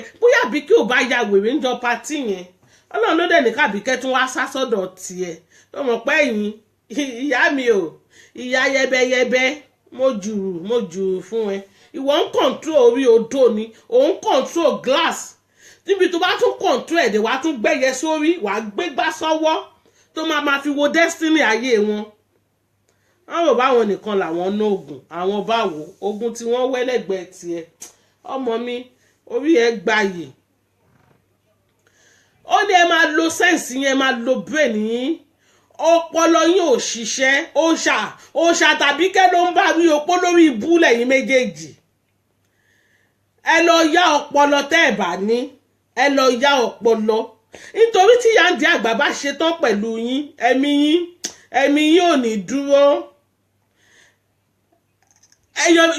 ṣàbíkẹ́ ní mọ́tò tán fẹ́ bàjẹ́ ni ṣàbíkẹ́ ní mọ́tò tán fẹ́ bàjẹ́ sọ fún mi ìgbà tí ò ní mọ́tò tó fẹ́ bàjẹ́ kò nílé tó fẹ́ bàjẹ́ oògùn náà máa fi ba yí ẹ̀ jẹ́ oògùn ní dọ́kàsì ó ní mọ́tò ó ná oògùn àwọn dẹ̀ wò pé àwọn ò lè fògùn bá yí ẹ̀ jẹ́ o nítorí gangan fúnra rẹ̀ lọ́tọ̀ oògùn wọ́n dẹ̀ wò pòkè wíńdò ilé ẹ̀ kò ṣáà lè ṣoògùn sí mọ́tò ẹ̀ kò lè ṣoògùn sí wọ́n dẹ̀ bà gbogbo yẹn jẹ́ kí ló wá dé tẹ́sán pé wọ́n kọjú ìjà sí wọ́n sì kọjú ìjà sóun náà wọ́n kọjú ìjà sí agbára kan ju agbára lọ ni àbí kẹ́hìn ṣe bíbi tíwọ́ náà rìn dé ìwọ́gun ẹsẹ̀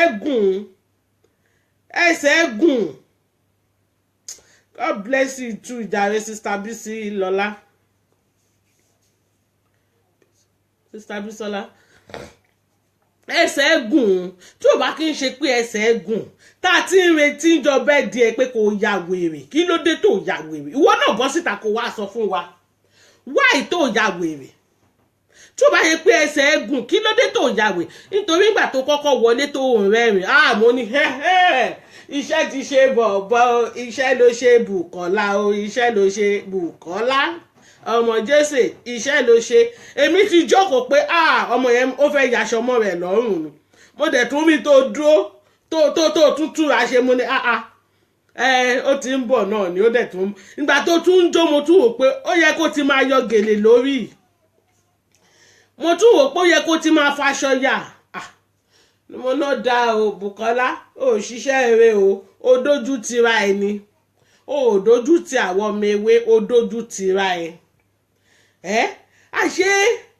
àṣé CEO gan ẹsẹ̀ kan àtààbọ̀ yẹn ó fi ń rìn dàkú ó fi ń rìn ìrìn lọ́mọ àwọn tó ṣoògùn títí tó pàdé nílé olóògùn ó ní ẹ stop the fuckery ó ní olóògùn ní gbogbo yín ó ní olóògùn ní gbogbo yín ó ní olóògùn ní gbogbo yín àṣírí yẹn kàn tú ni ọ̀gá tó bóyá torí ẹ̀ lọ̀gá wọn ṣe ń bẹ̀rù kó má tú àṣírí ẹ̀ jáde nítorí tó bá tú àṣírí tí ọ̀gá wọn yìí jáde gángan á sọ kútúkútú àwù tó bá ń gbọ́ gángan á sọ túgbọ́ o gángan á sọ tí àṣírí ọ̀gá wọn gan bá tú nítorí mo mọ̀ pé 24 hours nìyẹn fi mú orúkọ Ẹsábọ̀dù lọlé olóògùn kiri 24/7 gbogbo owó tó yẹ kó fi jẹun ní olóògùn ló ń mú lọ ibi táyé wọn bàjẹ́ dé lórí ọ̀rọ̀ social media èèyàn tó ṣe títí tó fi 300,000 ṣoògùn owó tó yẹ pé tẹ bá kó fún ẹlòmíì Nàìjà ó máa fi ṣiṣẹ́ á fi ṣòwò ó máa jèrè tí ò bá tiẹ̀ ṣàdúrà fún yín gan ẹlẹ́dẹ̀ẹ́ máa ṣàdúrà fún yín ìyẹn lẹ́yìn ń kó lọ sílé olóògùn káàkiri ibi tẹ́ ti máa mọ̀ pé ọ̀gá wọn gan ó ti ṣògùn kọjá kádàrá gbogbo èèyàn tó bá ṣe báyìí gbogbo wọn máa kó tiwọn lórí eré ni ṣe bó ó tún ti kó rí búkú tí ó ti kó bá Wàsíù Àyìndé lọ ṣẹ́ẹ̀kì ara ẹ̀ ó nídìí deliverance ọjọ́ 7 èpè ń bá ìjà èpè ń tẹ̀lé ẹ ọkọ lọ sọmọ yàǹdí àgbà kó sọmọ lẹ́sẹ̀ kó bẹ́ẹ̀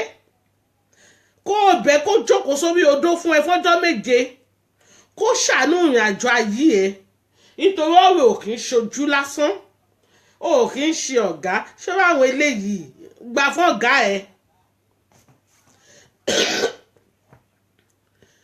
gbà fún ọ̀gá ẹ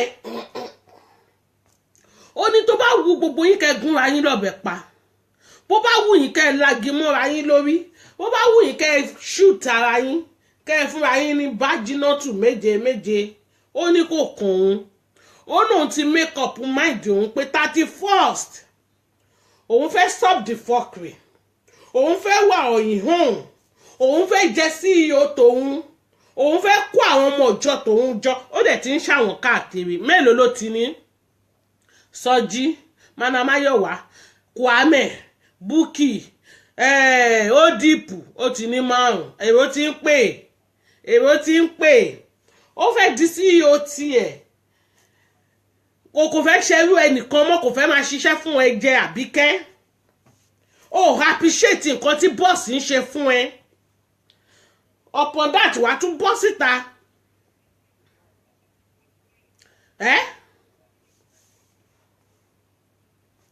ó ní ta ló tó bẹ́ẹ̀ láti bọ́ síta kó máa sọ pé olórí burúkú ni gbogbo yín ta ló tó bẹ́ẹ̀ láti wá máa gbéyàn ṣe pé ta ló tó kó wá máa tọ̀mẹ́tì àwọn èèyàn ó ń sọ fún ọ̀gá ni pé bí aláyẹ ẹ̀dá kó máa tọ̀mẹ́tì àwọn èèyàn CEO wọn ló kò ní í dáa fún ẹ kó yé máa pé rẹ ń CEO ọ̀gá pátápátá ń sọ fún ẹ sìn ipò tó bẹ́ẹ̀ kó wá máa tọ̀mẹ́tì àwọn èèyàn báwo ló ṣe máa bọ́ síta tó máa tọ̀mẹ́tì láìbà àwọn èèyàn kí ló dé kí ló ṣe tí ò ṣe nìkan rí ó lè mẹ́ta ọ̀tọ̀ọ̀tọ̀ náà fọ́mọ́tò òun ó ní tó ṣọ́ọ̀kì yẹn ṣì wà lára òun tó bá ju nǹkan sílẹ̀ lẹ̀ báyìí ayé òun máa já ni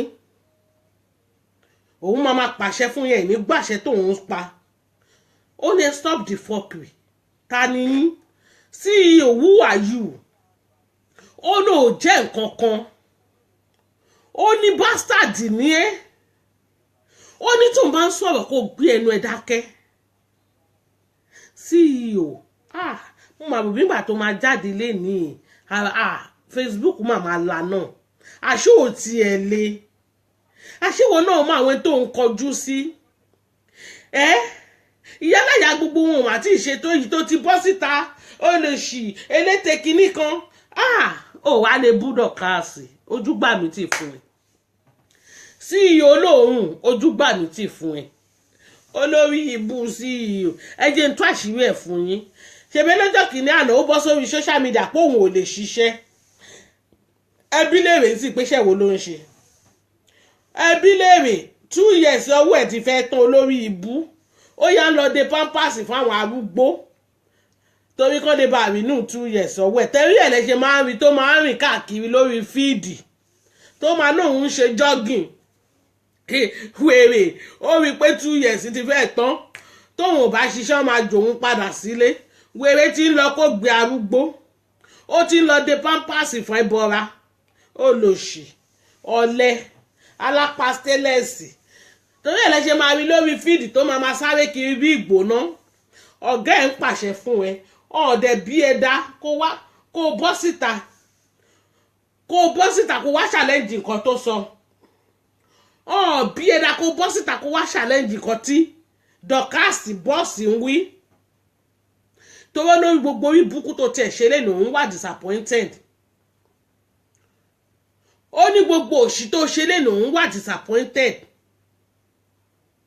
ó ní gbogbo rádaràda tó ṣe lẹ́nu òun wà disappointed ó ní òun ò dẹ̀ ní sọ̀rọ̀ mọ́ tó bá bí ẹ̀dá kó tún bọ́ ta ó ní tó bá bí ẹ̀dá kó tún bọ́ ta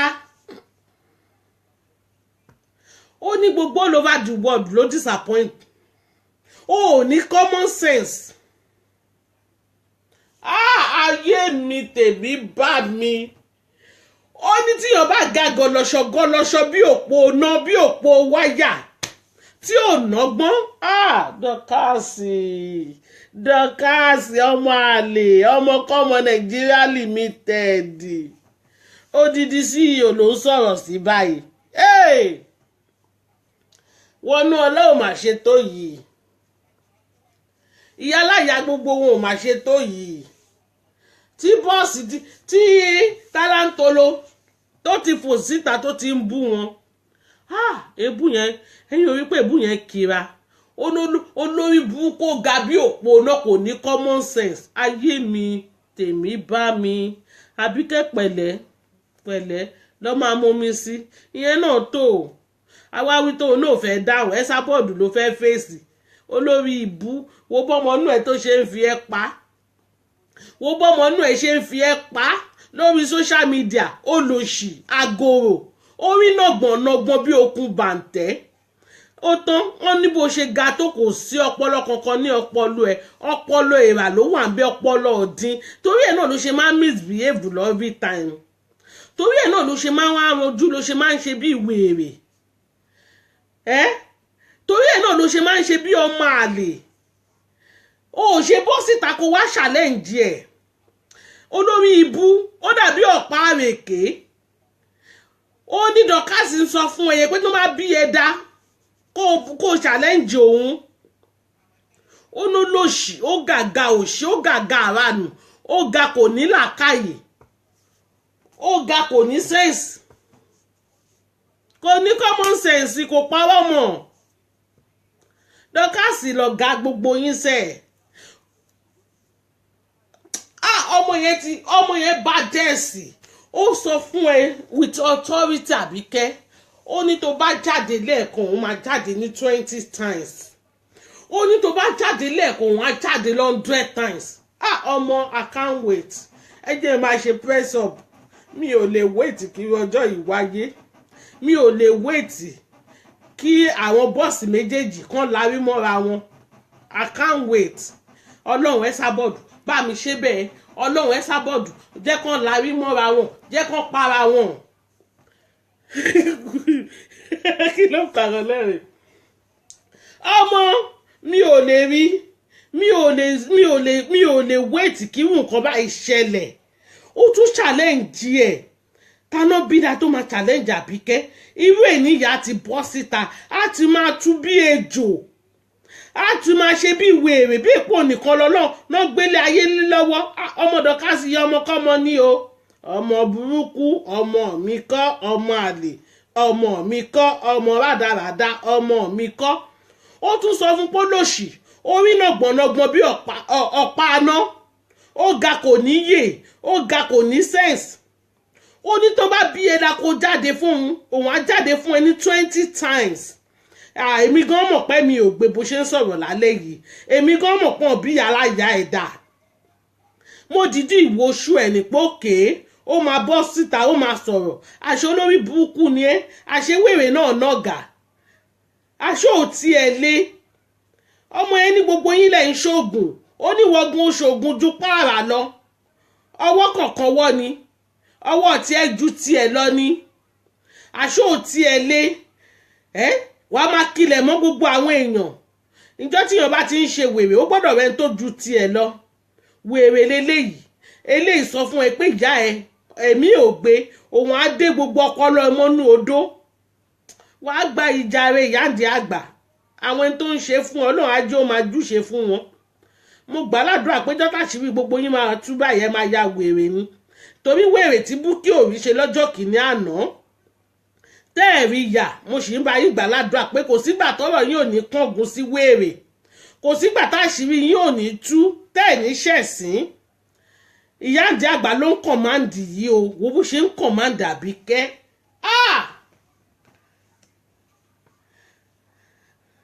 àbí Lucifer gbà ní ọ̀rẹ́ mi bí wọn dá kán take place ẹ̀ bí yàrá ìyá wọn dá wo bó ṣe ń kọ̀máǹdì wo bó ṣe ń kọ̀máǹdì wọn àánú òòṣà ló ṣe mí nítorí òòṣà yẹn bí yàrá ìyá ẹ̀dá kó lè sọ̀rọ̀ abirùn lòun ń tiẹ̀ nítorí tí ìyáǹdí àgbà bá ráyè tiẹ̀ alájà you are welcome online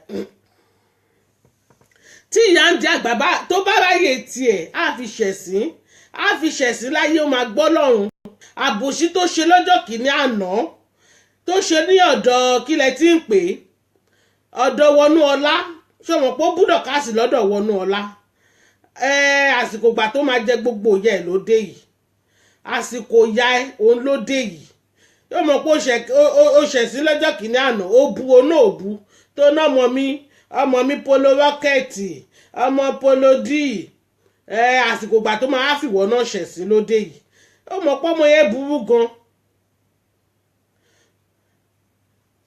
ọmọ ó ní o gbàgbé òṣì kó gbàgbé bó ṣe ṣẹlẹ̀ ó ní tẹ bá wá lẹ́ẹ̀kan wọn á jáde ní 20 times àtàgòrónú yín àtòpònú tó pe rẹ̀ ní CEO àwọn abirùn CEO àwọn arọ ó náà sọ fún yín pé kẹ́ má jáde ẹ bọ́ síta ẹ ń ṣí eré ní bẹ́ẹ̀ ni ó ń ṣí eré ní ẹ má bínú mà ìyáǹdí àgbà ọmọ pẹ́yìn lẹ́ ń pàṣẹ lọ́wọ́lọ́wọ́ ọmọ pẹ́yìn lẹ́ ní final save lọ́wọ́ nǹkan tẹ́ bá fẹ́ kó ṣẹlẹ̀ ló máa ṣẹlẹ̀ nǹkan tẹ́ bá fẹ́ kó ṣẹlẹ̀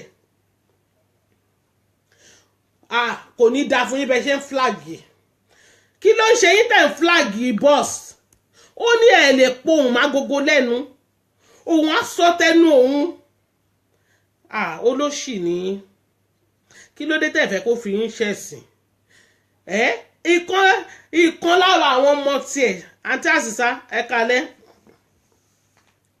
ìkan lára àwọn ọmọ tiẹ̀ lẹ́lọ́ta sí yẹn bọ́ọ̀sì tó ń build empire tiẹ̀ ẹ wá ní kò ní bí empire Àbíkẹ́ wo tàlàbíkẹ́ eléyìí kẹ́ o gbọ́ ọmọ ó disgrace ẹ tó bá yẹ pé mi ní ẹ máa lọ hàǹgì ara ẹ ó yẹ kó lọ hàǹgì ara ẹ lálẹ́ yìí ni bó ṣe máa ń tu bí ejò yẹn bó ṣe máa ń ṣe bí ìpọ́nlọ̀ ń wà lẹ́yìn ẹ Àbíkẹ́ wo bí dọ̀kásì ṣe ń fi ẹ́ pa lórí social media ó náà bí yàrá ìyá ẹ̀ dá ó ní tẹ bá flag òun lẹ́ẹ̀kan òun máa bọ́ síta 20 times kó nù máa bọ́ síta fún ẹ ní 100 times ó ya síìlì ẹnu ẹ̀ pa tó bá fẹ́ ṣe ẹ̀sìn ayérayé ṣùgbọ́n ó ní gbogbo yín lẹ̀ ń lọlé olóògùn ó ní kò sẹ́ni tó mọ́ nínú gbogbo yín èmi mọ̀ pé kílẹ̀ ọ̀la tó mú ẹ ti máa lọ bẹ̀bẹ̀ nítorí ẹnìkan lẹ ti ń bẹ̀bẹ̀ èmi mọ̀ yín dáadáa but bó tiẹ̀ ṣe fi ẹ̀ ṣe ẹ̀sìn lálẹ́ yìí mo love ẹ̀ ó nátò lòṣì tó gàgà òṣì láàrin wọn tí ò ní common sense. Ayé mi tèmi bá mi. Ọ̀rọ̀ yẹn deep. Àbíkẹ́ kò yẹ kó sùn lálẹ́ yìí. Ó yẹ kó lọ lé dọ̀kásì kó lọ fọ létí ni. Tó wáyé pé bó ṣe máa ń pè rẹ̀ ẹni sí tó ń fi kinní kan mu gàrí. Ó yẹ kó lọ lé ẹ̀ kó lọ mọ ẹni sílé lórí ni. Ìyáǹdí àgbà. Orí ìyáǹdí àgbà wà ń bẹ̀. Ẹgbẹ́ gbòòsà fún ìyáǹdí àgbà. Ó tún kọ̀máǹdì, ó tún pàṣẹ. Ogun yẹn dá lójú bàjẹ́. Ẹ̀yin kẹ̀, orí gbogbo yín wà nù odò kò ní dáa fún yín. Wàá gbayì. Ó ní kò ní dáa fún gbogbo ẹ̀yin tẹ̀ ń fúláàgì fídíò òun. Mọ́tò ló máa pa yín. Ó ní gbogbo platform tẹ jókòó sí tẹ ti ń abuse, tẹ ti ń jam talk, tẹ ti ń ṣe bí pé kò sẹ́yìn. Àbí báwo náà ṣe ń pè kò sí ẹlòmíì àfẹ̀yìn. Ó ní mọ́tò ló máa pa gbogbo yín dànù. Àbíkẹ́ ayé ẹ rèé lójú títì wẹ̀sìn tí ì ṣẹ̀sìn. Àná tí ì ṣẹ̀sìn ṣẹ̀ṣẹ̀ bẹ̀rẹ̀. Àwa wíta ẹ̀ sábọ́ọ̀dù fẹ́ sábọ́ọ̀dù lọ́rùn lẹ̀. Ọlọ́run máa gbé ṣìṣe lẹ́yìn lọ́wọ́ ni ẹ máa kọjú ìjà síra yín. Tá a bá tí ì tan kándù ọjọ́ méje kò sí nǹkan tó máa ń ṣẹlẹ̀. Bó ti jọ́ tí màmá bá ti tan kándù ayé ẹnìkan gbọ́dọ̀ bàjẹ́ ṣáá ni. Ó ní ta ni ìwọ tí Bukky Jesse máa sọ pé sọ́ọ̀rì fún. Ó mọ̀ pé Bukky Jesse ń ṣiṣẹ́ fún ìyáǹdí àgbà lọ́wọ́lọ́wọ́ ni. Òun ló mọ nǹkan tó ṣe tí Bukky Jesse fi ń kà. Ó sọ bẹ́ẹ̀. Ó lóun lòun ṣiṣẹ́ ìwọ lòun gba glory. Òun tún máa fún ẹ ní. Òun á sọ fún ẹ pé kó má ṣe nǹkan báyìí wàá tún ṣe. Tí ẹ bá ẹ. Ló bá tán. Ó bá tán. Ó ní kò ní dáa fún gbogbo yín tẹ́ jókòó síbẹ̀ yẹn. Tẹ́ ẹ̀ abuse yẹ òun. Ó ní mọ́tò ló máa pa gbogbo yín. Ó ní kò ní dáa fún yín. Ó lóun ti sọ tẹ́lẹ̀tẹ́lẹ̀ òun tún sọ. Òun sọ with authority. Òun tún sọ with confidence. Ó lè tó gàgà òṣì tó dàbí ọ̀pá àrèké yẹn. Tó bá bí pọ̀ yàrá ìyá ẹ̀dá kó bọ́ síta. Ayé mi. Ó ní tó bá bí pọ̀ yàrá ìyá ẹ̀dá kó bọ́ síta. Àbíkẹ́ ìwọ mà ló ń bá wí. Nítorí ìwọ ni mo mọ̀ pé o ga bí ọ̀pá àrèké. Ìwọ lógun tó ní làákàyè. Ayé ẹ̀rẹ̀ lójú títì. Pẹ̀lú gbogbo fọ́nbù ẹ. Àfẹ́ sábọ́ọ̀dù. Ó ní ẹni a lè mú là ń lẹ̀dí mọ́. Ẹ sábọ́ọ̀dù nìkan ló lè dámú. Nínú gbogbo ọ̀rọ̀ tó wà ńlẹ̀ yìí. Ó tán. Ọmọ crazy o. Fucking madness. Ó ní gbogbo yín lè sóògùn òun tuntun sọ. Ọmọ kò kan ayé. Ẹ wò. Gbogbo èèyàn ọmọ ayé tẹ bá wà lórí pláfọ́ọ̀mù tèmi náà. Ẹ kúrò lórí pláfọ́ọ̀mù mi o. Ẹ padà lọ sọ́dọ̀ ọmọ ayé ibi tẹ́ bìlọ́ǹgì sí. Bọ́ọ̀sì ń sọ̀rọ̀ lọ́wọ́lọ́wọ́. Ọ̀gá ló ń sọ̀rọ̀ lọ́wọ́lọ́wọ́. Ọ̀gá dọ̀kásì. Ọ̀gá ọ̀yà orí odó. Ọ̀gá mi ìyá orí odó. Dọ̀kásì ọmọ wèrè. Ọmọkọ́mọ Nigeria Limited. Ó tún pa láṣẹ fún yín. Ó tún fọkí sọ fún yín pé you are fucking mad ni. Ó ní gbogbo èèyàn ọmọ ayé tẹ bá wà lórí platform. Ẹ wò èmi náà ń lo wọ́ọ̀lù ẹ̀ ni o. Gbogbo èèyàn ọmọ ayé tẹ bá wà lórí platform yìí bẹ́ẹ̀ tí ẹ ju mẹ́ta lọ. Ẹ kúrò ń bí o. Ẹ lọ síbi tẹ ti wá o. Máa fún yín lépè o. Máa fọkín fún yín lépè o. Ọmọ àlè. Gbogbo wọn ló tẹ̀ sí lójú. Ọmọ yẹn. Ìwìn lọmọ dọ̀kásì. Bọ́ọ̀sì. Ṣé ẹ rí pọ̀ ọ̀gá ju ọ̀gá lọ. Àwọn ọ̀gá eléyàn fucking madness. Kò sẹ́ni táwọn ò lè gbéná wojú ẹ̀. Kò sẹ́ni táwọn ò lè sọ̀rọ̀ sí. Ó tẹ̀ sọ́gá yẹn lójú. Ó tẹ̀ sí lójú. Nǹkan tí mo fẹ́ leléyìí.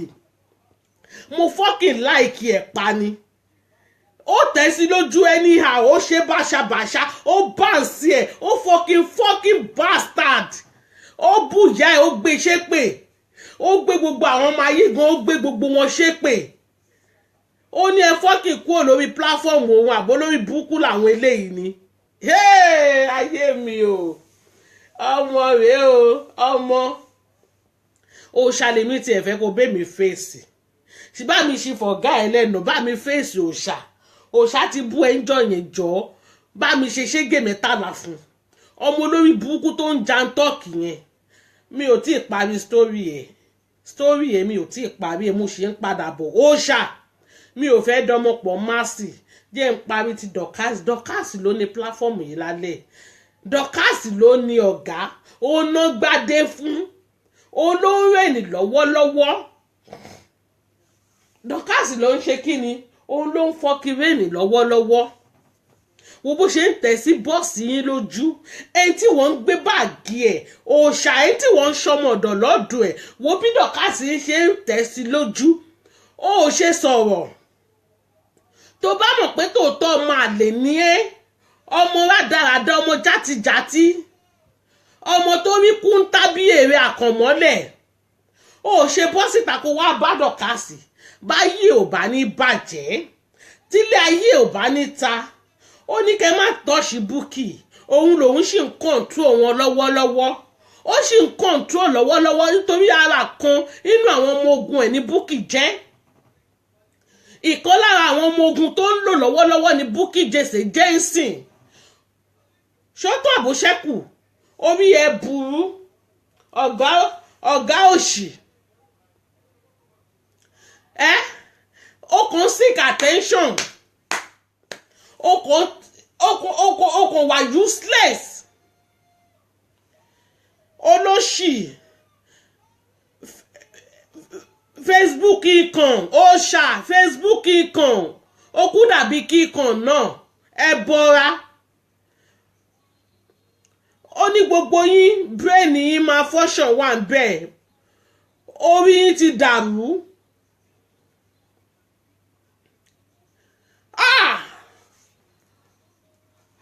something will happen in this Facebook o gbogbo Facebook ó máa tó lànà ó lóun ò kí ń fọkí gbèyàn mọ́ra òun ò kí ń fọkí ṣe kí ni òun ò kí ń wojú wúṣe tóun ò bá láìkè wọn á sọ fún ẹ pé òun ò láìkè kó fuck off kó get out kó ṣì lọ nítorí ó ti mọ̀ pọ̀ ga àwọn máa tó wá gbò mọ́ra ó ti mọ̀ pé bastard yẹn tó máa bẹ̀bẹ̀ ló ṣe ń sọ fún pé kó get out òun ò fucking nú ẹ kó ṣì lọ òun ò kí ń gbéyàn mọ́ra ẹ máa gbé òun mọ́ra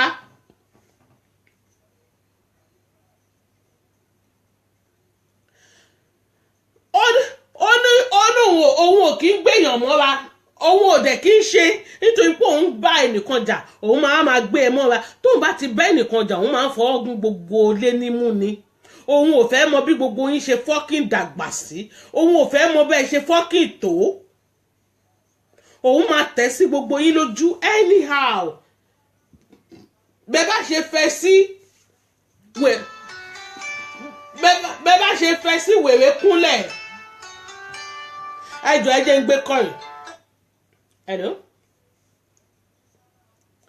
hello ẹ kalẹ̀ mo wọ̀ online wọ́n ti yà mo mọ̀ pé ìlẹ̀ sọ̀rọ̀ wọ́n ti Kana John but mo ń lo ọmọ ọlọ́mọ láàrin èrò mo wọ̀ online àwọn náà mo ń ṣàmẹ̀bọ́lé lórí.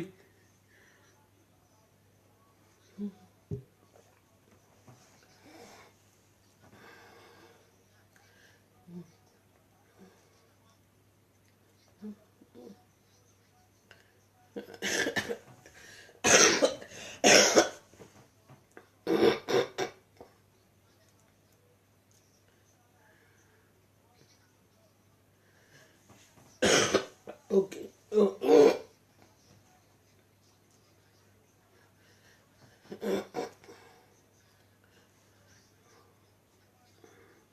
Kàn para wọn.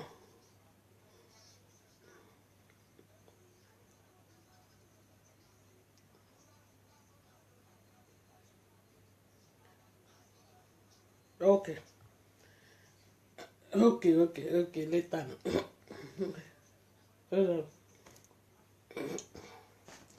Bí nǹkan tí mò ń sọ lọ, ipò wèrè kúnlẹ̀ gan wèrè wà lórí social media gidi ni.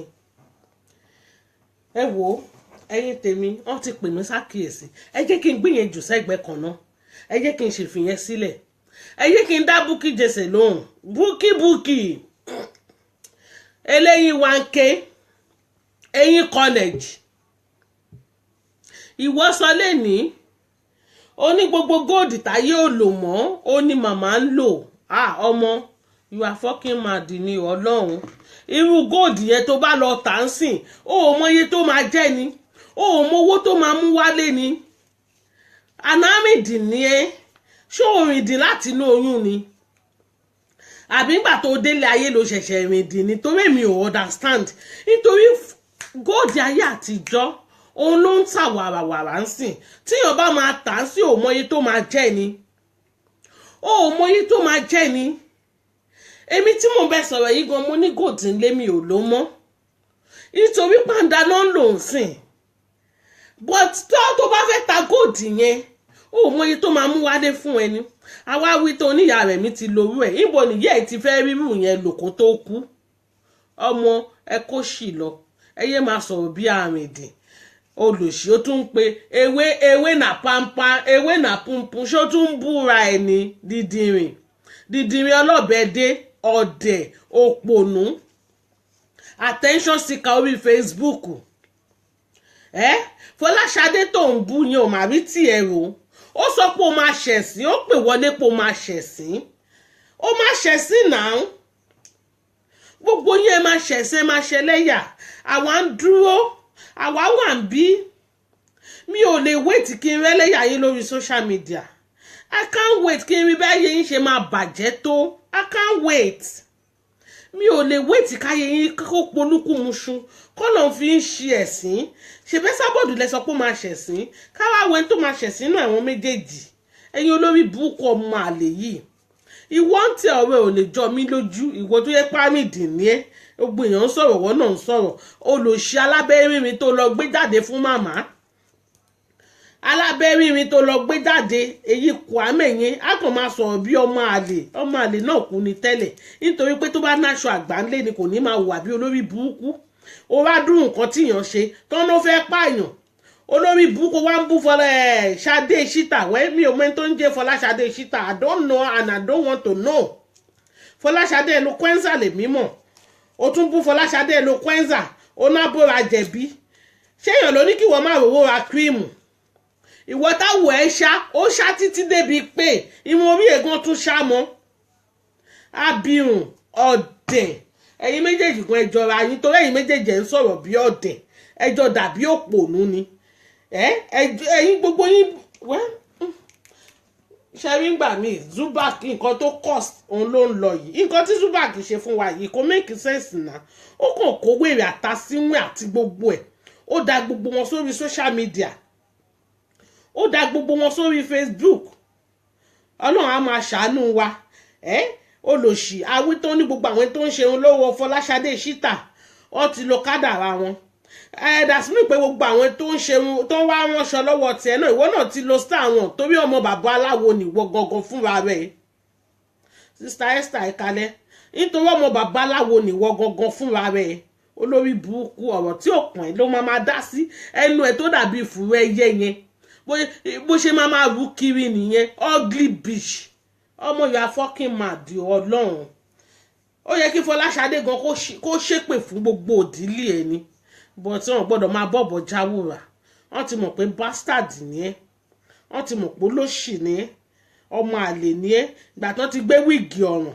Tán ti gbé lé ẹ lórí. Ẹnu ẹ ti ń yọ̀. Ìgbà tán ti gbé wíìgì òṣì. Tán ti gbé lé ẹ lórí.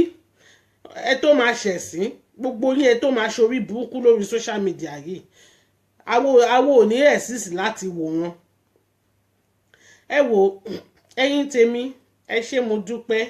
Mo really appreciate ẹ kú àtàárọ̀. Ẹ mọ̀ pé màmá tó máa wá sí orí mídíà. Wọ́n máa tó wá ṣe ìṣòro ọlọ́jọ́. Èní ni ọjọ́ 6 ìṣòro wa.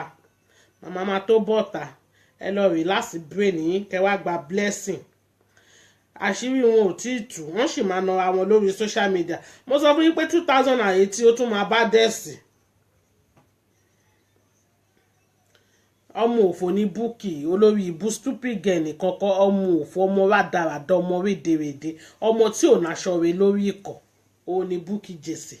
Èmi tí mọ̀ pé olórí Bukky ẹ̀ máa jáde ó máa bú màmá mi tí ń retí ọjọ́ èní yìí. Ẹ wo ẹ̀yin tèmi, ọ̀rọ̀ wọn tún di ọ̀la, mi ò tí ì sọ tán, ọ̀rọ̀ wọn tún di ọ̀la. Ó ṣayé gangan lèmi fẹ́ face ọmọ òfò yẹn, kàn tiẹ̀ bá mi disgrace ẹ̀ dáadáa, kó sì má ti disgrace ọ̀gá àwọn òṣà gangan ni kó kọ́ disgrace fún mi náà. Ẹ jọ̀ọ́ ẹ̀yin tẹ́ bá ṣe join wa, ẹ lè padà lọ kẹ́ lọ wo ìbẹ̀rẹ̀. Ẹ dẹ̀ lè join wa lórí YouTube wa ní Yetunde Saka. Ẹ bá wa mo ní Yetunde Saka, Damola Saka, ẹ bá wa subscribe sórí YouTube wa. Ẹ ṣé, mo really appreciate yín. Ẹ kú àtàárọ̀. Thank you very much. I really appreciate you in this platform. Thank you. I love you. Ewe Nation will stand forever. Alájà jókòó mi ó máa wà bẹ́ẹ̀. Ẹ ṣé, mo dúpẹ́. I really appreciate you. Thank you. Love you. One love.